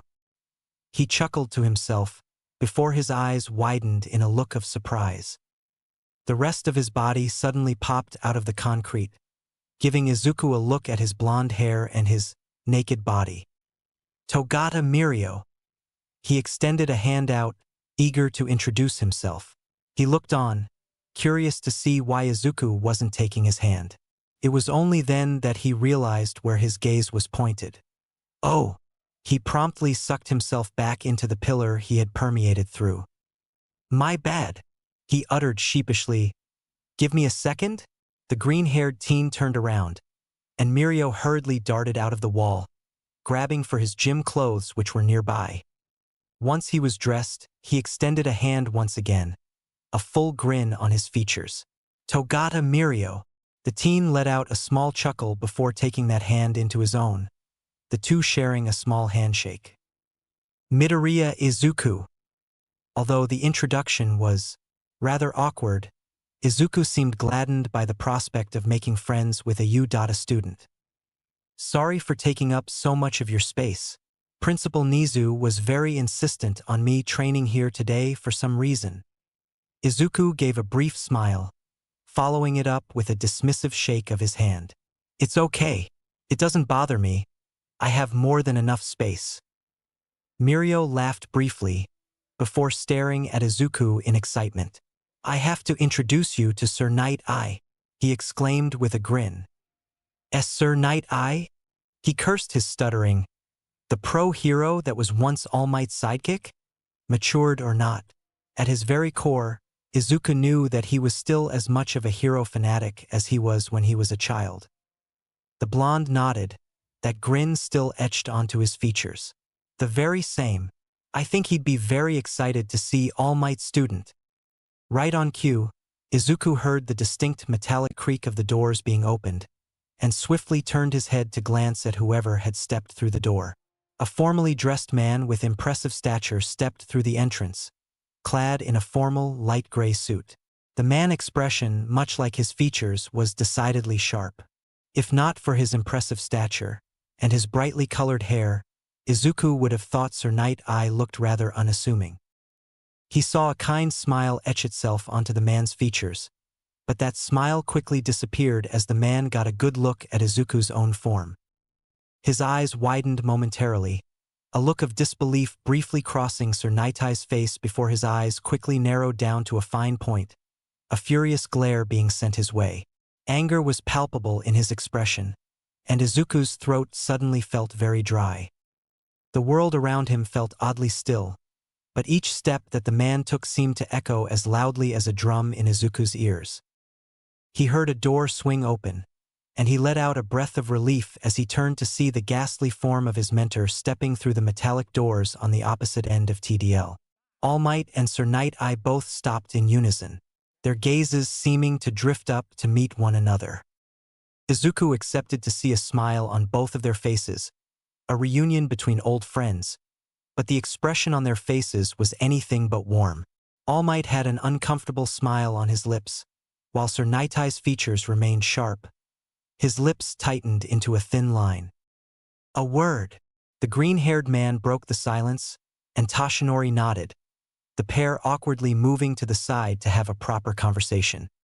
"So," Sir Night Eye began, pointing a hand back to their two pupils, who had both shrugged off the awkward encounter between their mentors and were now chattering excitedly. "Mirio had spoken to me about rumors going around the school, how a middle schooler was given special permission from the principal to train in U.A under the number 1 hero." Toshinori merely offered a smile, unsure where his previous sidekick was going with this. "And he's?" The question remained unspoken, But All Might answered nonetheless, "My successor, yes." The green-haired man let out a mirthless chuckle. "Fate is ironic, isn't it? Who knew the boy you would choose to succeed you would look so much like the man that made you need a successor in the first place?" His tone was filled with venom, bitterness seeping through after years of no contact between the previously inseparable pair. An equally mirthless chuckle escaped past Toshinori's lips. "If you had told me back then that I would be training his son, I wouldn't have believed it either." Sir Knight I burst into a bout of laughter at that. "I'm glad to see you haven't lost your sense of humor," he commented, but his smile quickly disappeared as he saw the serious expression that was firmly planted on Toshinori's lips. "You," he gasped out. "You're serious?" A nod was all he got. Sir Nightai's body convulsed in shock. That was impossible. There was no in hell that All Might would be training the son of his greatest enemy to be a hero. Did All Might even know what he was doing? How could he be sure that this wasn't just some elaborate ploy from All for One? He wouldn't put it past the man. He had manipulated and brainwashed his way to the top of a criminal empire once upon a time. It was All Might and him that had dismantled that empire. Working together, they had put dozens, if not hundreds of his associates behind bars. Even in their final battle, All for One had claimed that merely killing All Might wouldn't satisfy his thirst for revenge. He intended to break his spirit long before his body broke. And with All for One being nearly 2 centuries old, if there was one thing he had in abundance, it was experience. He had worked his way up to the top of the ladder with ruthless proficiency. He knew how to break his opponents, both physically and mentally. Sir Night-Eye had thought All Might was safe when he landed the final blow, but to know that the man had sired progeny, and All Might had so foolishly given away one for all to them? Urgency flooded through his system and his nerves seized up as he realized the danger that All Might had put them in. With his father's quirk, and All Might's, the boy would be unstoppable. If he truly was a villain, he needed to be stopped now, while they still had the chance. He knew he was jumping to conclusions, that all of his thoughts could be some paranoid fantasy, but when it came to a matter such as All for One, he took no chances. His legs blurred into movement, surprising All Might as he charged towards his student. Izuku had seen him coming, but Sir Night-Eye was fast, too fast for his body to properly react. Mirio jumped away in shock as his mentor wrapped his fingers around Izuku's throat, hoisting him up into the air, and bringing him face to face, initiating eye contact, and activating his quirk. He needed to know what would become of the boy's future. Mirio saw anger and confusion overtake Midoriya's face, and he had similar feelings flowing throughout him as well. Sir Night-Eye couldn't even see Izuku as he channeled one for all throughout his body, ready to use his magnified strength to pry off his fingers. His eyes were glazed over, but before Izuku's hands could fully extend to grip his arm, Sir Night-Eye had dropped him, a faraway look in his eyes. He glimpsed All Might approaching before he suddenly doubled over, his glasses clattering to the ground. He clamped a hand over both his abdomen and his mouth, but as much as he attempted to will down his nausea, it had won out in the end. He collapsed to his knees, his hands now both being used to steady him as not to fall over as he puked, evacuating all of his stomach's contents after his foresight had shown him what was in Izuku's future. Long after his stomach had been emptied, he kept on dry heaving, nausea and chills shooting through his spine like electric shocks. "Sensei/Night-Eye." He heard Mirio and All Might call out to him at the same time. He was still gagging when he felt Mirio's hands slip beneath his shoulders and steadily pull him to his feet. "What did you see?" the skeletal blonde uttered, worry clouding his features. He cleared his throat. His legs were still shaking. He needed to get himself together. A hero. His voice was hoarse.